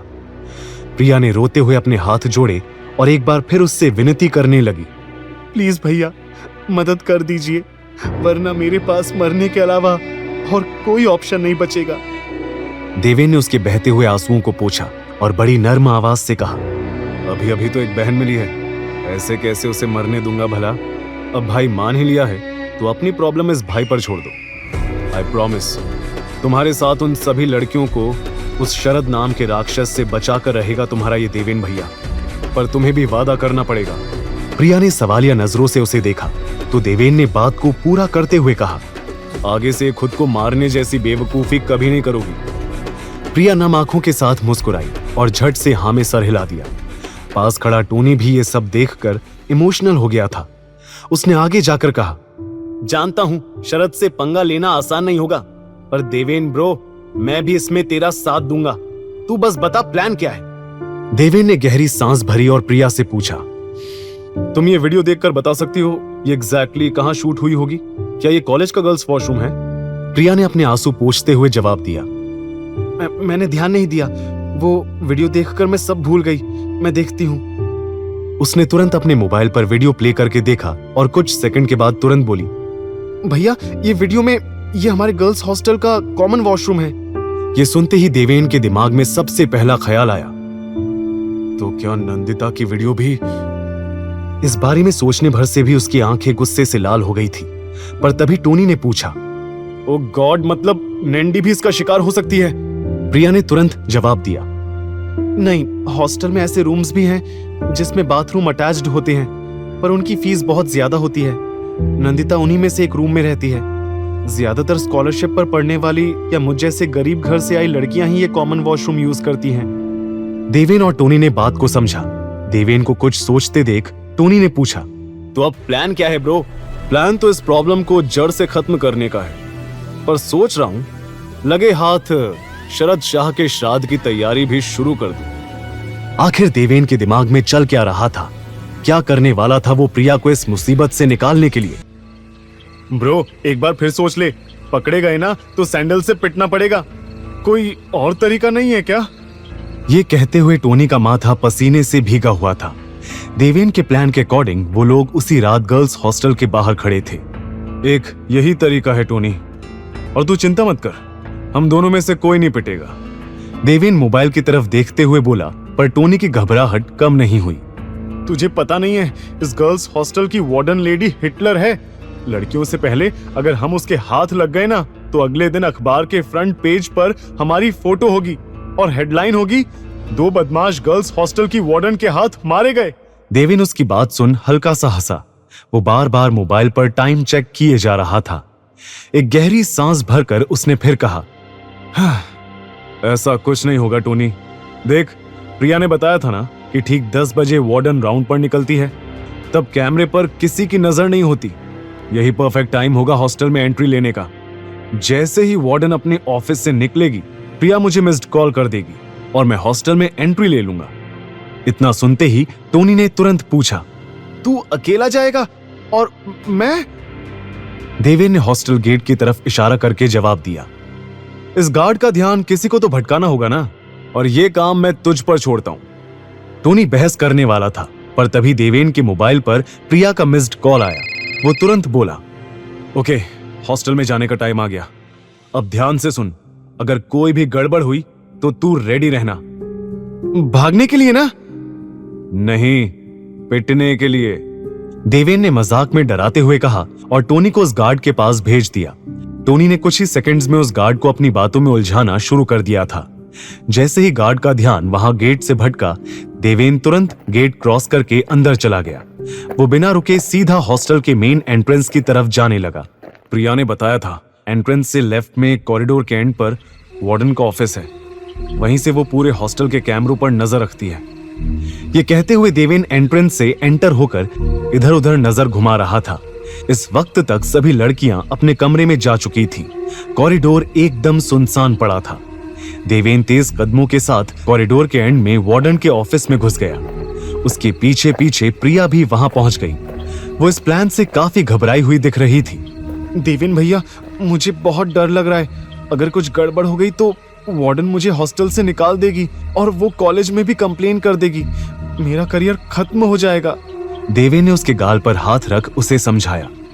ऐसा कुछ नहीं होगा प्रिया, मुझ पर भरोसा रखो, मैं तुम पर कोई मुसीबत नहीं आने दूंगा।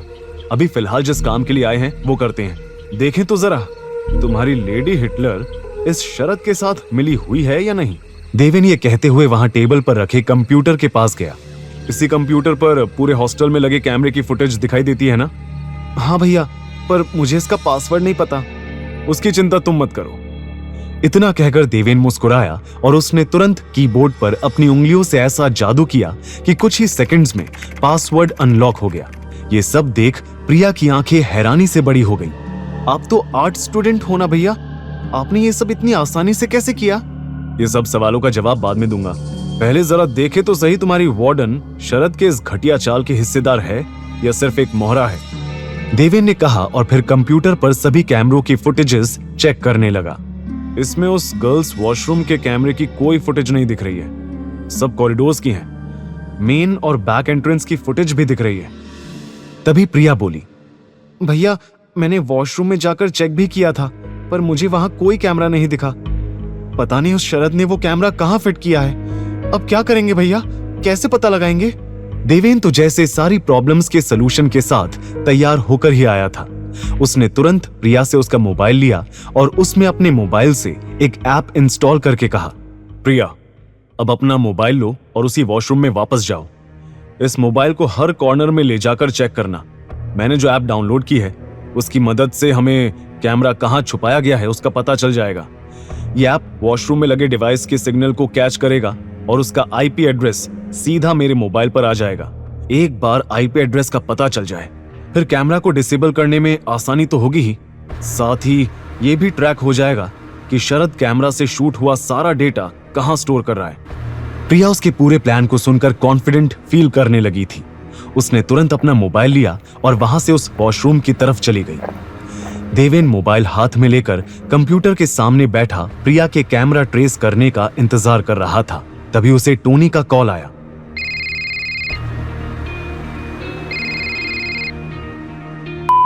ब्रो, मुझे गार्ड से कब तक बात करते रहना होगा? ये तो अपनी बेटी की शादी मुझसे तय करने की बात कर रहा है। अगर तू जल्दी नहीं आया तो यहाँ मैं बलि चढ़ जाऊंगा। देवेन हल्का सा हंसा और बोला, डोंट वरी, काम ऑलमोस्ट होने वाला है। तभी एकदम से उसने किसी की आवाज सुनी। देवेन? अपना नाम सुनते ही देवेन की नजरें तुरंत दरवाजे की तरफ गई और उसकी आंखें फटी की फटी रह गई, क्योंकि वहां उसके सामने नंदिता खड़ी थी। वो गुस्से और शॉक्ड एक्सप्रेशन के साथ देवेन के पास आई और उसने सवालों की बौछार शुरू कर दी। देवेन, तुम यहाँ क्या कर रहे हो? ये गर्ल्स हॉस्टल है, जानती हो ना? इतनी रात को यहाँ आए कैसे तुम? और ये वार्डन के ऑफिस में क्या कर रहे हो? ये कंप्यूटर पर कैमरास की फुटेजेस चलते देख नंदिता उसे गलत समझ बैठी। तुम लड़कियों पर नजर रख रहे हो? छी, मुझे लगा तुम्हें बस मारपीट का शौक है, पर तुम ये घटिया काम भी। मैं अभी वार्डन को सब बताती हूँ, सबको बुलाती हूँ। तुम्हें तो सजा मिलनी ही चाहिए। कोई है यहाँ? कोई? नंदिता चिल्लाते हुए वहां से जाने लगी थी, पर तभी देवेन ने उसकी कमर पर हाथ रखकर उसे अपनी तरफ खींचा और झट से उसके मुंह पर अपना हाथ रख दिया। नंदिता पहली बार देवेन के इतने करीब आई थी। देवेन ने जैसे ही उसे छुआ, उसके बदन में बिजली सी दौड़ गई। उसकी आंखें देवेन की आंखों से टकराई और वो एक पल को जैसे उनमें खो गई। लेकिन अगले ही पल वो होश में आई और देवेन को धक्का देकर दूर करते हुए बोली, इतनी रात को गर्ल्स हॉस्टल में क्या कर रहे हो? वार्डन के ऑफिस में क्यों आए हो? और सच बोलना, वरना मैं चिल्लाकर सभी को जमा कर दूंगी। देवेन के कुछ कहने से पहले ही उसके मोबाइल पर अचानक से प्रिया का कॉल आने लगा। ये देख उसने तुरंत कॉल पिक किया और स्पीकर पर रख दिया। हेलो भैया, यहाँ वॉशरूम में छिपा कैमरा मिल गया है, उसका सिग्नल दिख रहा है। अब मुझे क्या करना है? वेरी गुड प्रिया, अब तुम बिल्कुल चिंता मत करो। मेरे पास उसका आईपी एड्रेस आ गया होगा। मैं उस कैमरे को अभी डिसेबल करता हूँ और बाकी सब भी हैंडल करता हूँ। तुम बस अब अपने रूम में जाओ, वरना किसी को शक हो सकता है। दूसरी तरफ से प्रिया आवाज में राहत की झलक के साथ बोली, थैंक यू भैया, आप नहीं जानते आपकी वजह से कितनी लड़कियों की जिंदगी बर्बाद होने से बच जाएगी। थैंक यू, और प्लीज आप भी संभल कर जाइएगा। अब तक नंदिता के चेहरे पर गुस्से की जगह कंफ्यूजन ने ले ली थी। कॉल कट होते ही देवेन ने सीरियस टोन में उसे सब बताया। प्रिया की मदद कर रहा था। उस शरद ने गर्ल्स वॉशरूम में कैमरा लगाया था, जिसके जरिए वो प्रिया को ब्लैकमेल कर रहा था, यहाँ हॉस्टल में ड्रग्स सप्लाई करने के लिए, समझी? जब देखो मुझे क्रिमिनल का खिताब दे देती हो। नंदिता कुछ बोलना चाह रही थी, पर उसके मुंह से शब्द बाहर नहीं आ पा रहे थे। देवेन ने विनिंग स्माइल के साथ कहा, क्या हुआ? समझ नहीं आ रहा क्या बोलूं? मैडम, आप सॉरी बोलने से शुरुआत क्यों नहीं करती? नंदिता जो थोड़ी देर पहले सॉरी बोलने ही वाली थी, वो उसके एटीट्यूड को देख चिढ़ गई। सॉरी? गलती तुम्हारी है जो मुझे गलत वक्त पर गलत जगह मिल जाते हो। अब गलत फहमी नहीं होगी तो क्या होगा? अब खड़े क्या हो? चलो, जिस काम के लिए आए हो वो करो। कहते हुए वो कंप्यूटर की तरफ चली गई। उसे एम्बैरेस्ड देख देवेन दबी मुस्कान के साथ पीछे पीछे आया। उसने तुरंत अपने मोबाइल को कंप्यूटर से कनेक्ट किया और कैमरे के आईपी एड्रेस को ट्रैक करने लगा। नंदिता दरवाजे की तरफ नजर गड़ाई थी। देवेन, जल्दी करो, 10:15 हो गए हैं। वार्डन के वापस आने का टाइम हो गया है। ये कंप्यूटर थोड़ा स्लो चल रहा है। मुझे जानना है कि शरद सब डेटा एग्जैक्टली कहां स्टोर कर रहा है। इसके लिए थोड़ा तो वेट करना पड़ेगा। देवेन कीबोर्ड पर लगातार टाइप कर रहा था। ये देख नंदिता बोली, तुम्हें ये सब टेक्निकल नॉलेज भी है? इंप्रेसिव। देवेन ने टेढ़ी मुस्कान के साथ जवाब दिया, मेरे टैलेंट की लिस्ट बहुत लंबी है नंदिता जी। नंदिता आर्ग्यू करने वाली थी, तभी उन्हें कॉरिडोर से एक औरत की बुलंद आवाज सुनाई पड़ी। हाँ, कुछ लड़कियां बाहर गई हैं और अभी तक वापस नहीं आई हैं। आने दो उन्हें, सजा जरूर दूंगी। वीकेंड है तो क्या लेट नाइट पार्टीज करेंगी? रूल्स नाम की चीज भी कुछ होती है। 10 बजे के बाद कोई लड़की कमरे के बाहर नहीं होनी चाहिए, पर कुछ लड़कियां सुनती ही नहीं है। यह आवाज सुनते ही नंदिता के हाथ पैर फूलने लगे। मर गए देवेन, वार्डन आ रही है, जल्दी करो। अपने साथ मुझे भी मरवाने का प्लान है क्या? देवेन ने चिढ़ाते हुए जवाब दिया, देखो, मैंने तुम्हें मुसीबत में फंसने का न्योता नहीं दिया था। तुम खुद ही यहाँ चलकर आई थी। और अचानक से देवेन को कंप्यूटर पर डेटा स्टोरेज लोकेशन का पता चल गया। डन, लोकेशन मिल गई और कैमरा भी डिसेबल हो गया है। तभी दोनों ने दरवाजा खुलने की आवाज सुनी। नंदिता ने देवेन को वहां पास रखे काउच के पीछे छिपने का इशारा कर दिया। उसके छिपते ही ऑफिस का डोर ओपन हो गया। वहां 40-45 साल की हट्टी कट्टी औरत खड़ी थी। नंदिता, तुम इस वक्त यहाँ क्या कर रही हो? टाइम देखा है? 10:17 हो गए हैं। रूल्स भूल गई हो क्या? नंदिता हड़बड़ाते हुए बोली, नो मैम, एक्चुअली वो मुझे आपसे मिलना था, इसलिए यहाँ ऑफिस में आ गई। मुझसे मिलना था? वो भी इतनी रात को? सुबह नहीं मिल सकती थी? वार्डन की स्ट्रिक्ट टोन से नंदिता घबरा गई। एक्चुअली मैम, वो मेरे कमरे की ट्यूबलाइट वो फ्लिकर कर रही है, उसे ठीक करवाना है। ठीक है, मैं कल देखती हूँ। Now go back to your room. Nandita couch की तरफ देख रही थी जहां देवेन छिपा हुआ था। वो यही सोच रही थी कि उसे बाहर कैसे निकाले। तभी उसने एकदम से कहा, मैम, आपके पास सिरदर्द के लिए कोई मेडिसिन होगी?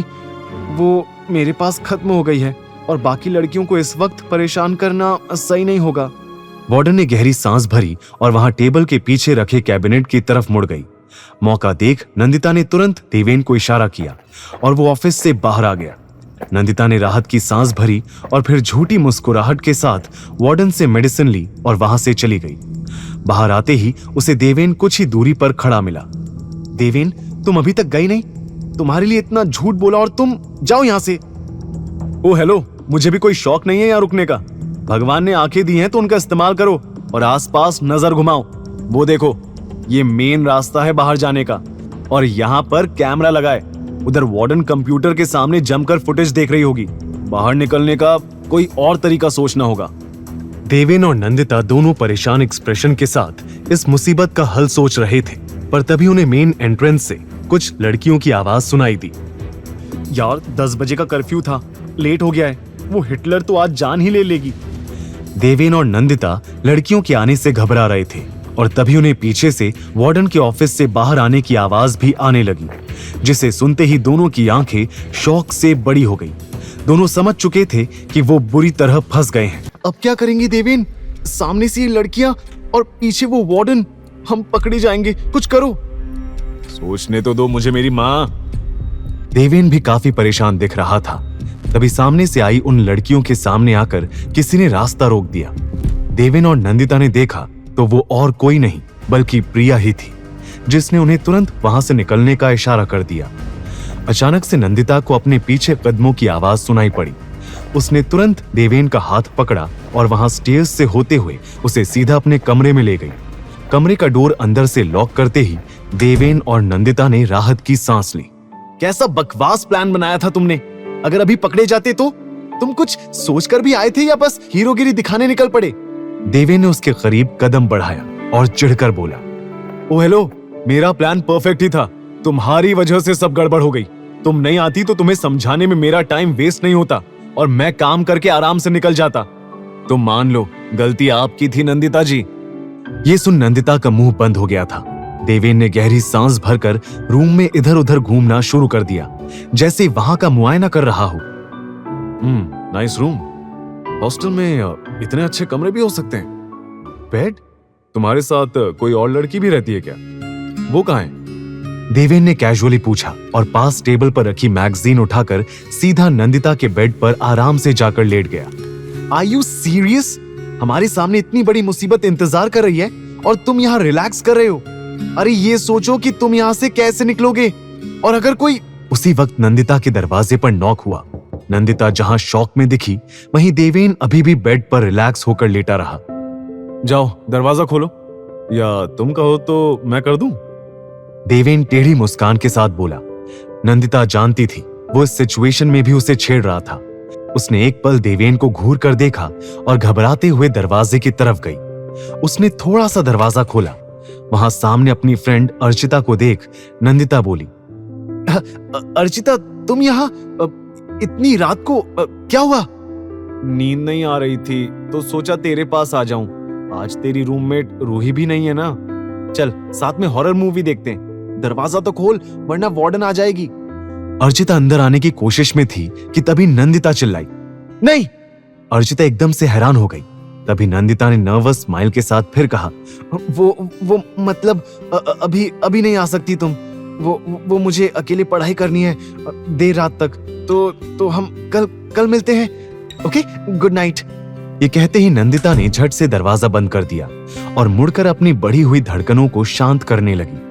फिर कुछ पल रुककर वो देवेन की तरफ आते हुए बोली, देवेन, सिर्फ तुम्हारी वजह से मुझे झूठ बोलना पड़ रहा है। इतना झूठ तो मैंने अपनी पूरी लाइफ में नहीं बोला होगा। तुम। Oh really?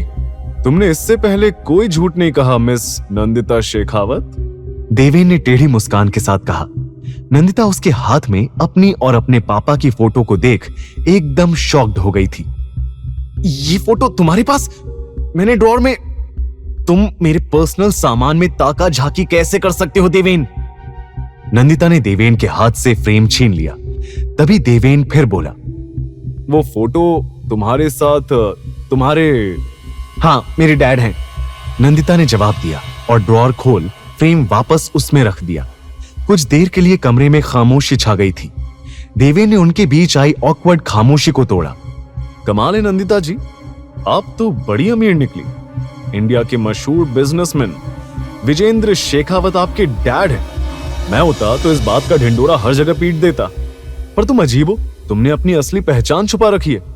लेकिन क्यों? इसमें बताने वाली क्या बात है? मैं कॉलेज में पढ़ने आई हूं, अपनी अमीरी का शो ऑफ करने नहीं। देवेन ने जब से ये मिशन ज्वाइन किया था तब से उसके मन में एक सवाल हमेशा रहता था और आज उसने मौका देखकर वो पूछ ही लिया। इतना अमीर होने के बावजूद भी तुम्हारी ऐसी क्या मजबूरी है कि तुम्हें इस कॉलेज में पढ़ना पड़ रहा है? तुम तो दुनिया के किसी भी फेमस कॉलेज में आराम से एडमिशन ले सकती हो, राइट? तो फिर ये कॉलेज क्यों? ये जानते हुए भी कि इस कॉलेज में पल पल स्टूडेंट्स की जान पर खतरा रहता है, तो फिर यहाँ ही क्यों नंदिता? ये महादेवी कॉलेज मेरे डैड ने बनवाया था देवेन। उसका ये जवाब सुनते ही देवेन की मुस्कान गायब हो गई। वहीं नंदिता ने होठों पर सैड स्माइल के साथ अपनी बात को पूरा किया। डैड ने तो सिर्फ कॉलेज बनवाया, पर प्रिंसिपल का रोल निभाते निभाते ये कॉलेज कब माँ की दुनिया बन गया उन्हें भी पता नहीं चला। हाँ, यहाँ के ex principal Mrs Ragini Shekhawat मेरी माँ थी। मेरे यहाँ आने का कारण भी वही है। माँ ने इस कॉलेज को लेकर एक सपना देखा था जिसमें गरीब अमीर हर बच्चे को बेस्ट एजुकेशन मिले। माँ तो अब मेरे साथ नहीं है, तो सोचा उनके कॉलेज में आकर ही उनको खुद के करीब महसूस कर लूं। जानती हूँ ये कॉलेज सेफ नहीं है, पर ये हमेशा से ऐसा नहीं था देवेन। नंदिता की आवाज भारी हो गई थी। उसने रुककर फिर कहा, माँ के जाने के बाद इस कॉलेज की हालत दिन पर दिन बिगड़ती चली गई। पापा अपने बिजनेस एम्पायर को संभालने में इतना उलझे रहे कि ध्यान ही नहीं दे पाए। पर देवेन, मैं अपनी माँ के सपने को ऐसे बिखरने नहीं दे सकती। इसलिए देवेन ने उसकी बात को पूरा किया। इसलिए तुम यहां आ गई इस कॉलेज को सुधारने। इसलिए तुम यहां हो रहे हर गलत के खिलाफ आवाज उठाने की कोशिश करती हो। नंदिता ने नाम आंखों के साथ धीरे से हाँ में सर हिला दिया। उसके आंसू देख ना जाने क्यों देवेन के सीने में चुभन सी उठी, पर इस फीलिंग को इग्नोर करते हुए उसने गहरी सांस भरकर फिर पूछा, तुम्हारी माँ रागिनी जी, वो कब उनकी डेथ कैसे हुई? ये सवाल सुनते ही नंदिता का चेहरा एकदम सफेद पड़ गया था। वो नजरें चुराने लगी। उसने झट से अपने बहते आंसू पोंछे और बोली, अभी ये सब बातें करने का टाइम नहीं है देवेन। तुम्हें वो प्रिया की प्रॉब्लम सॉल्व करनी है ना? वो जो तुम लोकेशन की बात कर रहे थे, वो कहाँ की है? देवेन समझ रहा था कि नंदिता टॉपिक चेंज कर रही थी, पर उसके दिमाग में सवाल अटक चुका था। ऐसा क्या हुआ था रागिनी जी के साथ जो नंदिता उनके बारे में बात करने से कतरा रही थी? पर फिलहाल इस बात को दबाते हुए उसने कहा, लोकेशन सुल्तानपुर की आ रही है। करंटली वहां से एक लैपटॉप का आईपी एड्रेस ट्रैक हो रहा है, जिस पर कैमरे का शूट हुआ सारा डेटा स्टोर हो रहा था। 1 मिनट, सुल्तानपुर? इस जगह पर दिल्ली के ज्यादातर फार्म हाउसेज हैं, और जितना मैंने सुना है वहां इन शाह ब्रदर्स का भी एक फार्म हाउस है। कहीं ये वही तो? देवेन ने सीरियस टोन में जवाब दिया, अब तो ये वहां जाकर ही पता चलेगा। मुझे आज रात को ही उस लैपटॉप को हासिल करके सारे वीडियोस डिलीट करने होंगे। कल तक तो शरद को कैमरा डिसेबल होने का पता चल जाएगा, और तब तक बहुत देर हो जाएगी। तो हमें अभी जाना होगा। नंदिता के कहते ही देवेन तुरंत बोला, हाँ अभी जा। 1 मिनट, हम? हाँ? हम नहीं मैडम, सिर्फ मैं जाऊंगा। क्यों? मैं भी चलूंगी तुम्हारे साथ, मुझे भी इस प्लान का हिस्सा बनना है। देवेन ने तुरंत मना कर दिया, पर मुझे नहीं बनाना है, क्योंकि तुम जहां भी जाती हो मेरे लिए मुसीबत खड़ी करती हो, इसलिए तुम यहीं रहोगी, समझी? देवेन, मैं तुम्हारे साथ चल रही हूं, एंड दैट्स फाइनल। नंदिता जिद पर अड़ी रही, पर देवेन भी कम नहीं था। उसने एरोगेंट स्माइल पास करते हुए कहा, और जैसे तुम्हारे कहने से मैं मान जाऊंगा, नो चांस। नंदिता ने उसे घूर कर देखा, पर फिर अचानक से उसके होंठों पर टेढ़ी मुस्कान दिखाई दी। वो धीरे धीरे उसके करीब आई और कॉन्फिडेंट टोन में बोली, शायद आप भूल रहे हैं देवेन जी, आप देर रात गर्ल्स हॉस्टल में बिना परमिशन के घुसे हैं। और इतना ही नहीं, आप एक लड़की के कमरे में हैं। अगर मैंने अभी चिल्लाकर सबको बुला लिया और आप पर जबरदस्ती कमरे में आने का, स्टॉकिंग का इल्जाम लगा दिया तो जानते हैं ना क्या होगा। देवेन उसकी बातों से डरा या घबराया नहीं था, पर नंदिता का ये रूप देखकर वो सरप्राइज दिख रहा था। तो अब आप मुझे ब्लैकमेल करेंगी मिस शेखावत? देवेन ने दबी मुस्कान के साथ पूछा, तो नंदिता भी अकड़ से बोली, तुमने भी तो मेरी दोस्ती पाने के लिए ऐसा ही कुछ किया था, अब तुमसे ही सीखा है। तो बताओ, सभी लड़कियों से पिटना है या मुझे अपने प्लान में इंक्लूड करना है? Choice is yours. देवेन समझ गया था कि नंदिता मानने वाली नहीं थी। फाइन, तुम भी आ सकती हो। ये कहते हुए वो कमरे की बालकनी की तरफ चला गया। नंदिता काफी खुश दिखी, पर उसकी यह खुशी ज्यादा देर नहीं टिकी। चलो, ये तो अच्छा है नंदिता कि तुम्हारा कमरा फर्स्ट फ्लोर पर है, यहां से जाना इजी रहेगा। नंदिता शॉक्ड एक्सप्रेशन के साथ बालकनी में आकर बोली, व्हाट? हम बालकनी से जाने वाले हैं? यहां से नीचे कूदना पड़ेगा? नहीं नहीं, कूदना क्यों है, मैं तो सुपरमैन हूं, तुम्हें उड़ाकर ले जाऊंगा। देवेन का ये जवाब सुन नंदिता कुछ नहीं बोली। वो बालकनी से नीचे देखती रही। तभी देवेन ने कमरे में कबर्ड से बेडशीट और दुपट्टा ढूंढना शुरू कर दिया। ओ मैडम, प्लान में इंक्लूड होने का शौक है ना, तो जरा यहाँ आकर थोड़ा काम भी कर लो।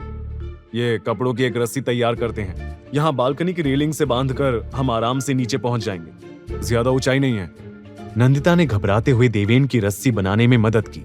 करीब 5 से 10 मिनट बाद दोनों बालकनी के पास खड़े थे।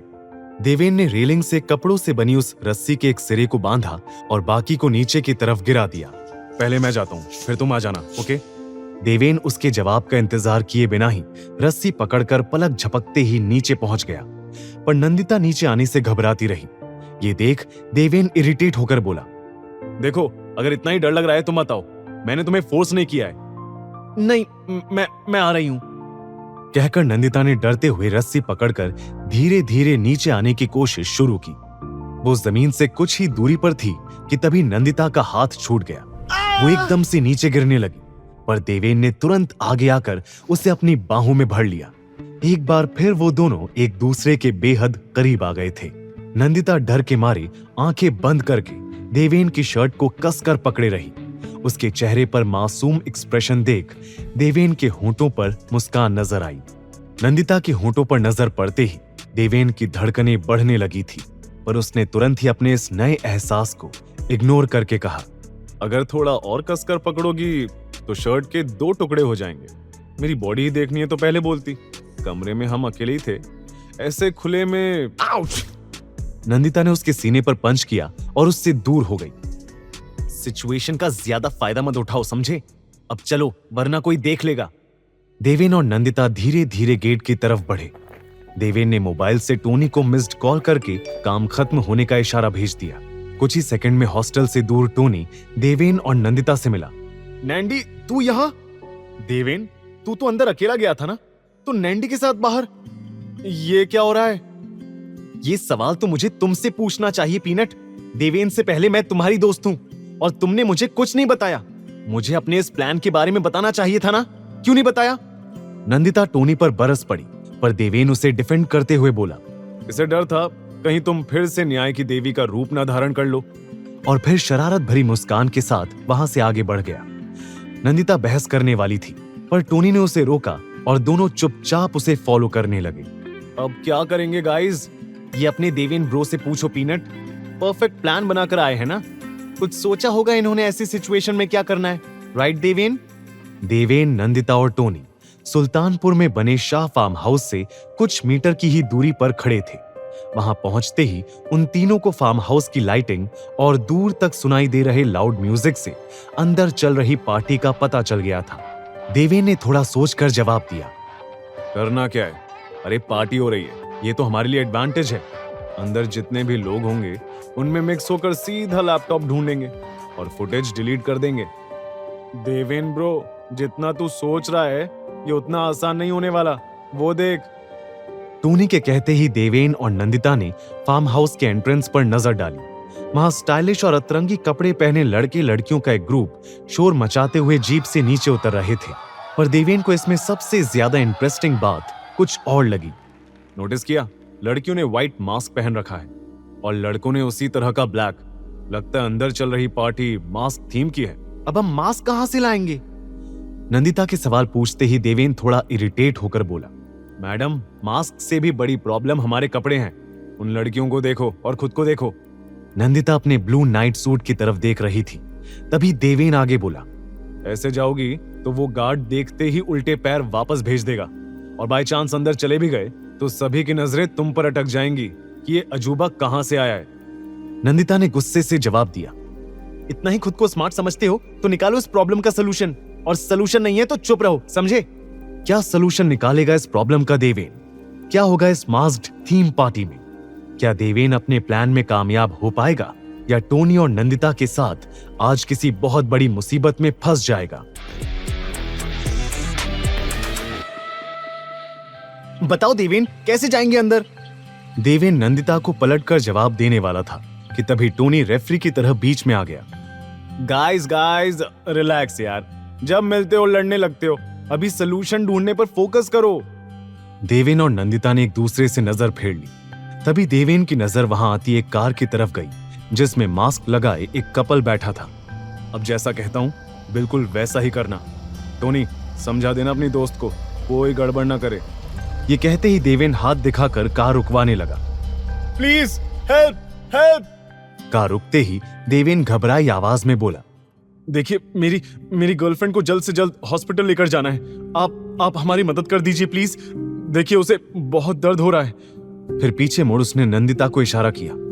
एक पल की हैरानी के बाद नंदिता भी उसकी एक्टिंग में शामिल हो गई। मेरा पेट सच में बहुत दर्द कर रहा है, प्लीज हेल्प। वो कपल जैसे ही उनकी मदद के लिए कार से बाहर आया, देवेन ने कुछ ऐसा किया जिसे देखकर नंदिता और टोनी दोनों की आंखें फट गई। देवेन! नंदिता और टोनी दोनों चीख पड़े। क्योंकि देवेन ने पल भर में वहां खड़े कपल के गले का कोई पॉइंट दबाकर उन्हें बेहोश कर दिया था। उस कपल को जमीन पर ढेर देख नंदिता और टोनी दोनों का मुंह शौक से खुला का खुला रह गया था। ये क्या किया तुमने देवेन? कहते हुए नंदिता टेंशन में उस कपल को चेक करने लगी, पर देवेन ने बड़ी बेपरवाही से जवाब दिया, डोंट वरी, जिंदा है, बस बेहोश किया है। चलो, एटलीस्ट कपड़ों का तो इंतजाम हो गया। ये सुन जहां नंदिता उसे गुस्से से घूर रही थी, वहीं टोनी ने एक्साइटेड टोन में कहा, वो ब्रो, तुझे ये टेक्निक भी आती है? ऑसम, मुझे भी सिखाना। कुछ नहीं करना, बस गर्दन का एक पॉइंट दबाओ और सामने वाली पार्टी आउट। टोनी का ये एक्साइटमेंट शुरू होते ही खत्म हो गया जब देवेन को गुस्से से घूर रही नंदिता ने कहा, चोरी छिपे गर्ल्स हॉस्टल में घुसना, हैकिंग करना, बालकनी से कूदना और अब कपड़े चुराने के लिए ऐसे बेहोश करना, कंफर्म है तुम एक सर्टिफाइड क्रिमिनल हो मिस्टर देवेन। भूलो मत, इसी क्रिमिनल की वजह से तुम्हारे गर्ल्स हॉस्टल की बहुत लड़कियों की जान बचने वाली है। तो ये तानों को थैंक यू में बदल लो, बेहतर रहेगा। अब चलो, तुम उस लड़की के कपड़ों से अपने कपड़े बदल लो और मैं इस लड़के के साथ कर लेता हूँ। देवेन के ये कहते ही वहां खड़ा टोनी झट से बोला, और मैं? डोंट टेल मी, इस बार भी मुझे बाहर रहने की ड्यूटी मिली है। देवेन ने सॉरी स्माइल के साथ जवाब दिया, टोनी यार, माफ करना, पर तू किसी भी भेस में अंदर जाएगा तो पकड़ा जाएगा। पर तू चिंता मत कर, तेरे लिए मेरे पास एक और इम्पोर्टेंट काम है। देवेन अपनी बात पूरी कर पाता कि तभी नंदिता बोली, पर मैं क्या ऐसे खुले में चेंज करूंगी? वैसे तुम्हें कोई रोक नहीं रहा, पर फिलहाल के लिए कार की बैक सीट में चली जाओ। टोनी, पहले इस बेहोश पड़ी लड़की को बैक सीट पर बिठा दे, और नंदिता जी, फिर आप अपना ये सुंदर सुशील संस्कारी रूप छोड़कर जरा सेक्सी शातिर स्टाइलिश रूप में आ जाना। देवेन के कहने पर टोनी ने उस लड़की को बैक सीट पर लेटा दिया और वापस आ गया। नंदिता अब तक वहीं खड़ी थी। ये देख देवेन इरिटेट होकर बोला, अब आप खुद जाएंगी या मैं आकर कुछ मदद करूं? नंदिता ने उसे घूर कर देखा और कार में चली गई।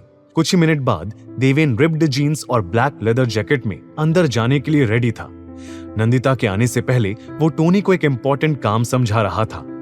जैसा कहा है बिल्कुल वैसा ही करना टोनी, जरा भी गड़बड़ नहीं होनी चाहिए। टोनी टेंस्ड टोन में बोला, पर देवेन, नंदिता इस बात के लिए नहीं मानेगी। उसे बता कौन रहा है? तुझे इस प्लान में रोल चाहिए था ना, तो बस अपना काम ठीक।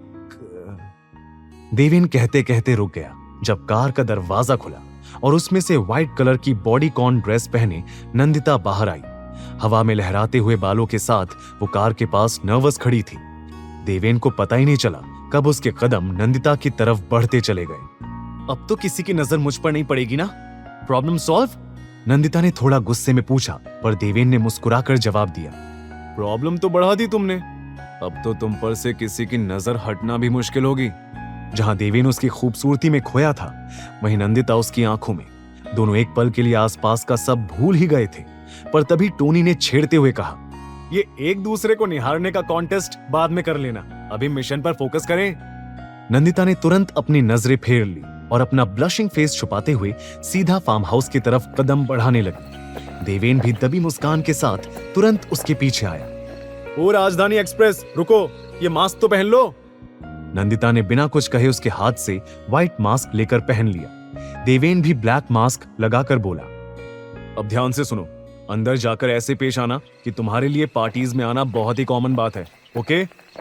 नंदिता ने बात को समझा और देवेन के साथ कॉन्फिडेंटली फार्म हाउस में एंटर हो गई। अंदर आते ही दोनों एकदम शॉक्ड हो गए थे। सामने उस आलीशान बंगलो से लेकर पूल, गार्डन, सब यंग लड़के लड़कियों से भरा हुआ था। जहां कोई हुक्के के मजे ले रहा था, तो वहीं कुछ लोग वोडका शॉट्स का कंपटीशन कर रहे थे, तो कुछ लाउड म्यूजिक पर उछल रहे थे। ये कैसी पार्टी हुई भला? वो देखो, वो खुलेआम किस कर रहे हैं। छी, कोई ताज्जुब की बात नहीं होगी अगर यहाँ सब ड्रग्स भी ले रहे होंगे तो। नंदिता ने मुंह बिगाड़कर कहा। ये सुनते ही देवेन हंसकर बोला, तो तुम्हें क्या लगा था यहाँ अंदर सब पूजा कर रहे होंगे और आखिर में प्रसाद लेकर शांति से लौट जाएंगे? नंदिता जी, आजकल पार्टीज ऐसी होती हैं। तुम पहले कभी पार्टी में गई भी हो? सॉरी, सवाल कुछ और होना चाहिए। पहले कभी किसी ने तुम्हें पार्टी में इनवाइट भी किया है? Just shut up. मैंने बहुत पार्टीज अटेंड की हैं, पर वो सब ऐसी जंगली नहीं होती। एनीवेज, मिशन पर फोकस करते हैं। शरद को ढूंढना है, राइट? शरद नहीं मैडम, उसका कमरा। इस बड़े से बंगले में उसका कमरा कौन सा है, ये ढूंढना है और खुद को सभी की नजरों में आने से बचाना है। देवेन के ये कहते ही नंदिता और देवेन आगे बढ़ने लगे। तभी देवेन ने पास से गुजर रहे वेटर की ट्रे से शैंपेन के 2 ग्लास उठा लिए।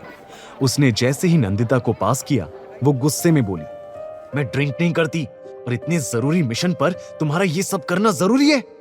थोड़ा दिमाग का इस्तेमाल भी कर लिया करो नंदिता जी। पीना नहीं है, बस किसी को शक ना हो इसलिए ये ग्लास पकड़ने को दिया है। नंदिता ने चुपचाप उसके हाथ से ग्लास ले लिया। करीब 5-10 मिनट इधर उधर नजर घुमाने के बाद उसने सीरियस टोन में पूछा, इतने सारे लोगों में शरद का पता कैसे लगाएंगे? सभी लड़कों ने एक जैसा मास्क पहना हुआ है। एक एक करके पूछेंगे तो किसी को शक भी हो सकता है। क्या करें? और तुम किसे ढूंढ रहे हो?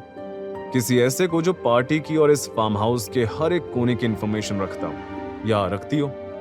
मिल गई। देवेन की नजर एकदम से बार काउंटर के पास खड़ी रेड कलर की बैकलेस ड्रेस पहने एक लड़की पर जाकर रुक गई थी। देवेन ने उसे ऊपर से नीचे तक निहारा और शैंपेन का ग्लास एक ही घूंट में खत्म कर वहां से जाते हुए नंदिता से बोला, तुम यहीं रहना, अगर खो गई तो मैं ढूंढने नहीं आऊंगा। व्हाट? ओ हेलो, मैं कोई बच्ची? अरे तुम कहां जा? नंदिता के पूछने से पहले ही देवेन बार काउंटर की तरफ चला गया। वहां काउंटर पर जाते ही उसने ऑर्डर दिया, vodka shot, make it double. Bartender ने जैसे ही 2 शॉट सामने रखे, देवेन ने साथ खड़ी रेड ड्रेस पहने उस लड़की को एक पास कर दिया। मास्क की वजह से देवेन उसका चेहरा देख नहीं पा रहा था, पर उसकी नीली आंखें ही काफी कुछ बयां कर रही थी। उस लड़की ने देवेन को देखते हुए वोडका शॉट लिया और फिर टेढ़ी मुस्कान के साथ अपनी सिडक्टिव आवाज से पूछा, तुम्हें पहले कभी इन पार्टीज में नहीं देखा? नए हो?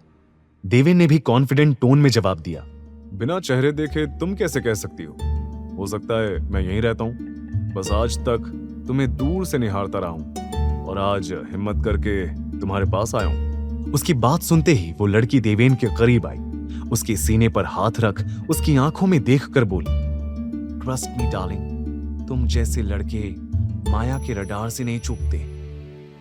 तो बताओ, इस पार्टी में रास्ता कैसे भूल गए या किसी काम से आए हो? देवेन ने उसका हाथ अपने हाथ में लिया और सीरियस टोन में बोला, शरद शाह के रूम तक पहुंचना है, जानती हो ना उसका रूम कहाँ है? और इस सवाल का जवाब देकर मुझे क्या मिलेगा? फायदा दोनों का होना चाहिए, राइट? तो बताओ क्या कर सकता हूं तुम्हारे लिए? फिलहाल के लिए डांस, फिर सोचकर बताती हूँ, कहकर माया देवेन का हाथ पकड़कर उसे वहां से डांस फ्लोर तक ले गई। ये सब देख रही कुछ ही दूर खड़ी नंदिता का चेहरा गुस्से से लाल हो गया था। वो मुंह बिगाड़ कर बोली, लो जनाब, फिसल गई। उस दिन आयशा के साथ और अब यहां। पता नहीं इसे इस लड़की में क्या दिखा। देखो तो कैसे चिपक कर डांस कर रहा है, जैसे अगर दूर हो जाएगा तो सांस नहीं ले पाएगा। देवेन और माया जितना क्लोज डांस कर रहे थे, उतना ही नंदिता के गुस्से का पारा बढ़ता जा रहा था। वो मुड़कर खड़ी हो गई और हाथ में लिया शैंपेन का ग्लास एक बार में खत्म कर दिया। पहली बार ड्रिंक करने की वजह से नंदिता ने खांसना शुरू कर दिया था। लगता है पहली बार शैंपेन पी रही हो। अपने पीछे से आई आवाज सुनते ही नंदिता की आंखें शौक से बड़ी हो गई, क्योंकि वो जानी पहचानी आवाज शरद की थी। मास्क में होने की वजह से शरद नंदिता को पहचान नहीं पा रहा था। शरद नशे की हालत में उसके करीब आने लगा। नंदिता सहम कर पीछे कदम लेने लगी। अरे डर क्यों रही हो बेबी? चलो ना, आई प्रॉमिस मेरे साथ तुम्हें बहुत मजा आएगा, जो आज तक नहीं आया होगा। नंदिता पीछे जाते जाते अचानक से किसी से टकरा गई। बढ़ी हुई धड़कनों के साथ उसने मुड़कर देखा, पर वहां देवेन को देख उसकी जान में जान आ गई। वहीं उसकी आंखों में डर की झलक देखते ही ना जाने क्यों देवेन का खून खौलने लगा था।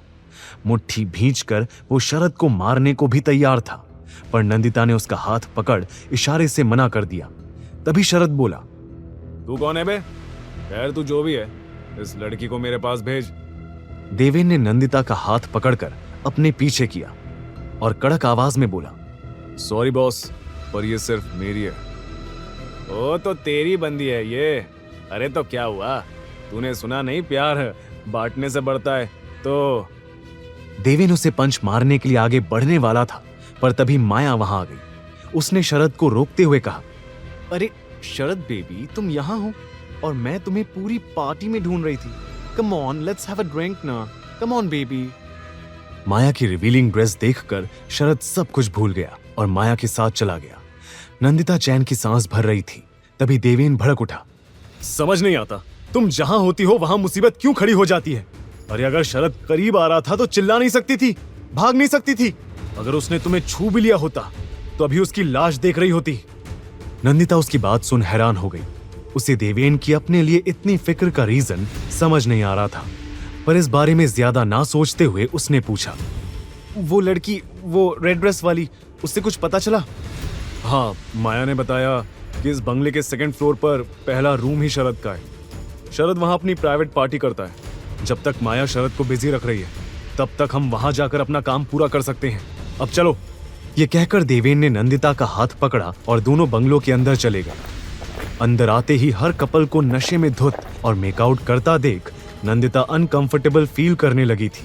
उन्हें इग्नोर कर देवेन उसे सीधा सेकंड फ्लोर पर ले गया।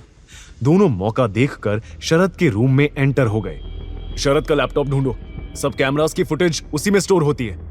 नंदिता और देवेन तुरंत पूरे रूम में लैपटॉप ढूंढने में लग गए।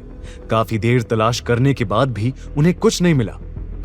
आईपी एड्रेस से इसी फार्म हाउस की लोकेशन शो हो रही थी और शरद अपने कमरे के अलावा वो लैपटॉप कहीं नहीं रखेगा। पर कमरे में भी कहां? देवेन खुद में बड़बड़ा रहा था। तभी नंदिता उस कमरे की विंडो से नीचे गार्डन में नजर मारते हुए बोली, तुम्हारी वो माया शरद को ज्यादा देर तक हैंडल नहीं कर पाएगी। हमें जल्द ही कुछ करना होगा।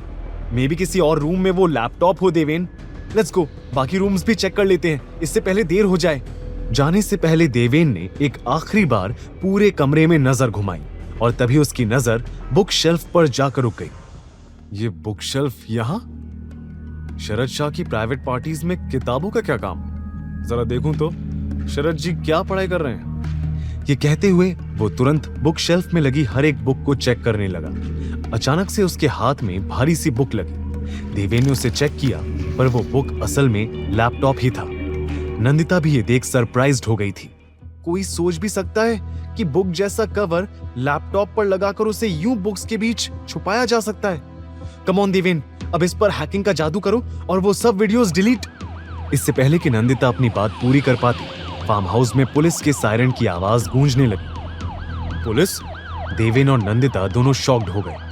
क्या देवेन अपने प्लान में फेल हो जाएगा? क्या हर बार देर से आने वाली पुलिस ने आज टाइम से पहले आकर देवेन को जीती बाजी में हरा दिया था? पुलिस! देवेन, पुलिस यहाँ! हमें यहाँ से जल्दी चलना होगा।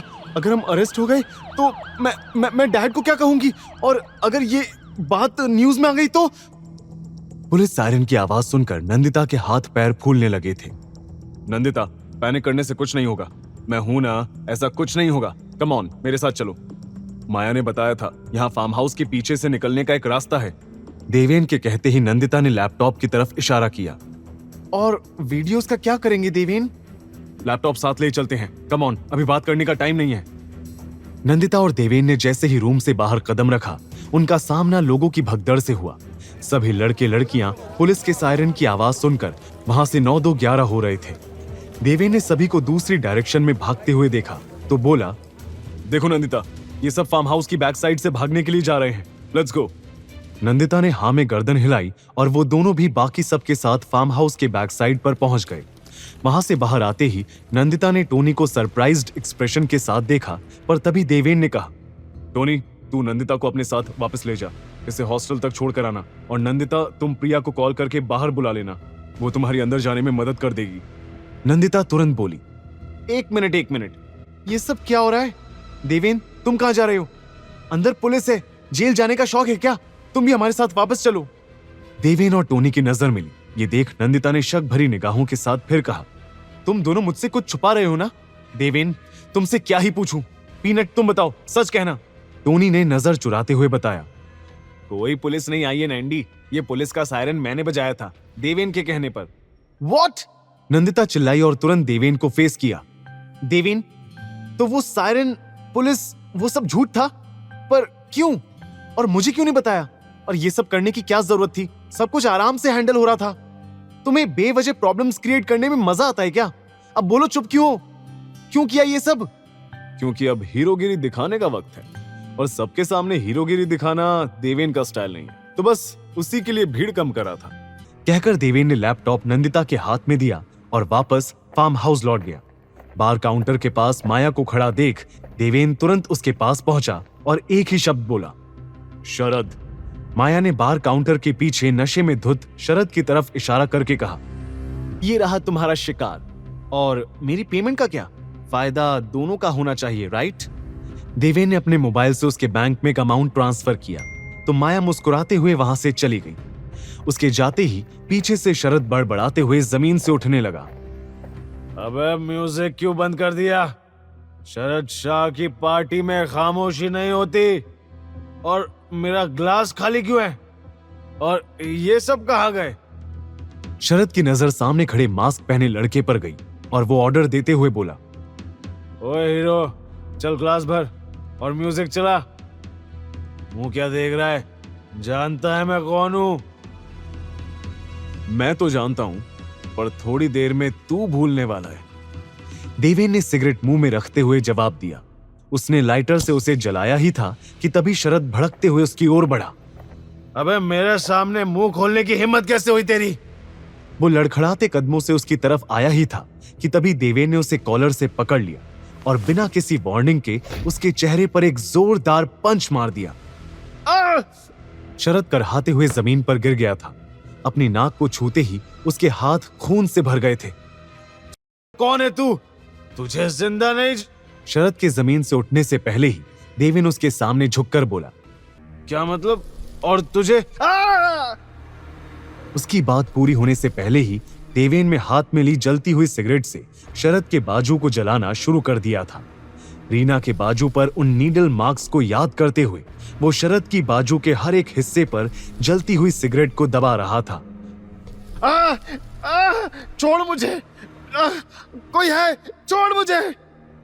शरद की चीखें उस फार्म हाउस में गूंज रही थी। बहुत गंद भरा हुआ है ना तेरे भेजे में, आज सब साफ कर दूंगा। छोड़ मुझे! तू है कौन? अरे कोई है? छोड़ मुझे! छोड़! शरद चिल्लाता रहा पर देवेन ने उसके चेहरे को पूल में डुबा दिया। कुछ सेकंड्स तक उसने उसे बाहर नहीं आने दिया। शरद सांस की कमी से छटपटाने लगा था। तभी देवेन ने उसके चेहरे को पूल से बाहर निकाला। जिंदगी की भीख मांग शरद शाह। मैंने कुछ नहीं किया। मैंने इतना सुनते ही देवेन ने एक बार फिर शरद का चेहरा वापस पूल में डुबा दिया। देवेन ने जैसे ही उसके चेहरे को बाहर निकाला, शरद गहरी गहरी सांसें भरने लगा। तभी देवेन ने उसके मुंह को जकड़कर पूछा, लड़कियों की जिंदगी के साथ खेलने का शौक है ना तेरा? अब बता, कैसा लग रहा है जब तेरी जिंदगी के साथ खेला जा रहा है? शरद के कुछ कहने से पहले ही देवेन ने एक बार फिर उसका सर स्विमिंग पूल में डुबा दिया। कुछ सेकंड के बाद उसने जैसे ही शरद का सर बाहर निकाला, उसने गिड़गिड़ाना शुरू कर दिया। माफ कर दे, माफ कर दे, छोड़ दे मुझे, प्लीज प्लीज छोड़ दे, मैं हाथ जोड़ता हूँ, प्लीज। हर लड़की तेरे सामने ऐसे ही गिड़गिड़ाती है ना, पर तुझे उन पर कभी रहम नहीं आया। तूने हमेशा उनकी बेबसी का फायदा उठाया। तो अब बता, मैं क्या करूं तेरे साथ? चाहूं तो यहीं तेरी जान ले सकता हूं। नहीं नहीं, छोड़ दे भाई, छोड़ दे, और नहीं, प्लीज छोड़ दे, माफ कर दे मुझे। शरद रोते हुए बोला, पर देवेन का गुस्सा अभी भी शांत नहीं हुआ था। और तभी शरद का नंदिता के करीब आने वाला पल उसकी आंखों के सामने आ गया। उसने इस बार शरद का पूरा सर पूल में डुबा दिया था। शरद सांस लेने की कोशिश में अंदर छटपटा रहा था कि तभी पीछे से कोई चिल्लाया, जस्ट स्टॉप इट, छोड़ो उसे, मर जाएगा वो। वहां नंदिता को देख देवेन ने नफरत भरी आवाज में जवाब दिया, ऐसे लोग मरना ही डिजर्व करते हैं। लेकिन नंदिता की वजह से देवेन ने उसे जाने दिया। शरद छटपटा रहा था, उसके लिए सांस लेना मुश्किल हो रहा था। तभी देवेन ने उसके मुंह को कसकर पकड़ा और धमकी भरी आवाज में बोला, आज के बाद किसी लड़की की तरफ आंख उठाते हुए भी तुझे देख लिया तो इससे भी बुरा हाल करूंगा, समझा? शरद ने डर से हां में सर हिला दिया और कुछ ही सेकंड बाद वहीं बेहोश होकर गिर गया। देवेन ने उसे घूर कर देखा और फिर टोनी और नंदिता के पास आकर बोला, अब जाकर हुआ मिशन कंप्लीट। अगली सुबह कॉलेज में, देवेन ब्रो, तूने सुना? शरद हॉस्पिटल में एडमिट है। टोनी अभी अभी कॉलेज आए देवेन को पिछली रात हुए कांड के बाद की अपडेट दे रहा था, पर देवेन पर उसका कोई असर नहीं दिख रहा था। तभी टोनी उसके कदमों की स्पीड को मैच करते हुए जल्दी जल्दी आगे बढ़ा और बोला, सुना तो ये भी है कि उसे कुछ टाइम तक आईसीयू में रखा जाएगा। कोई दिखा नहीं रहा, पर कॉलेज के बहुत सारे स्टूडेंट्स ये खबर सुनकर खुश हैं।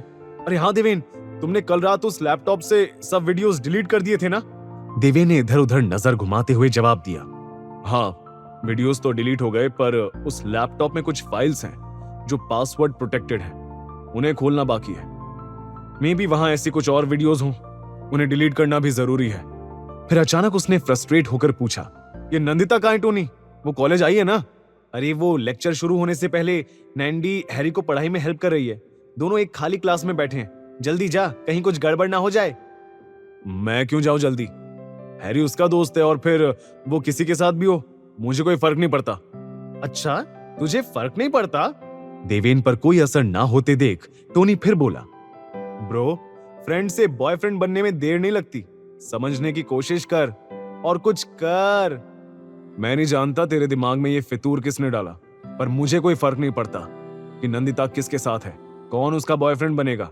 मुझे दोस्ती करनी थी, जो मैंने कर ली, बस। ये कहते हुए देवेन बिना सामने देखे सीधा सीधा चल रहा था। आगे की कहानी जानने के लिए देखिए अगला एपिसोड सिर्फ पॉकेट एफएम के यूट्यूब चैनल पर, और हीरोगिरी के सारे एपिसोड्स को सुनने के लिए डिस्क्रिप्शन में दी लिंक से डाउनलोड करें पॉकेट एफएम ऐप।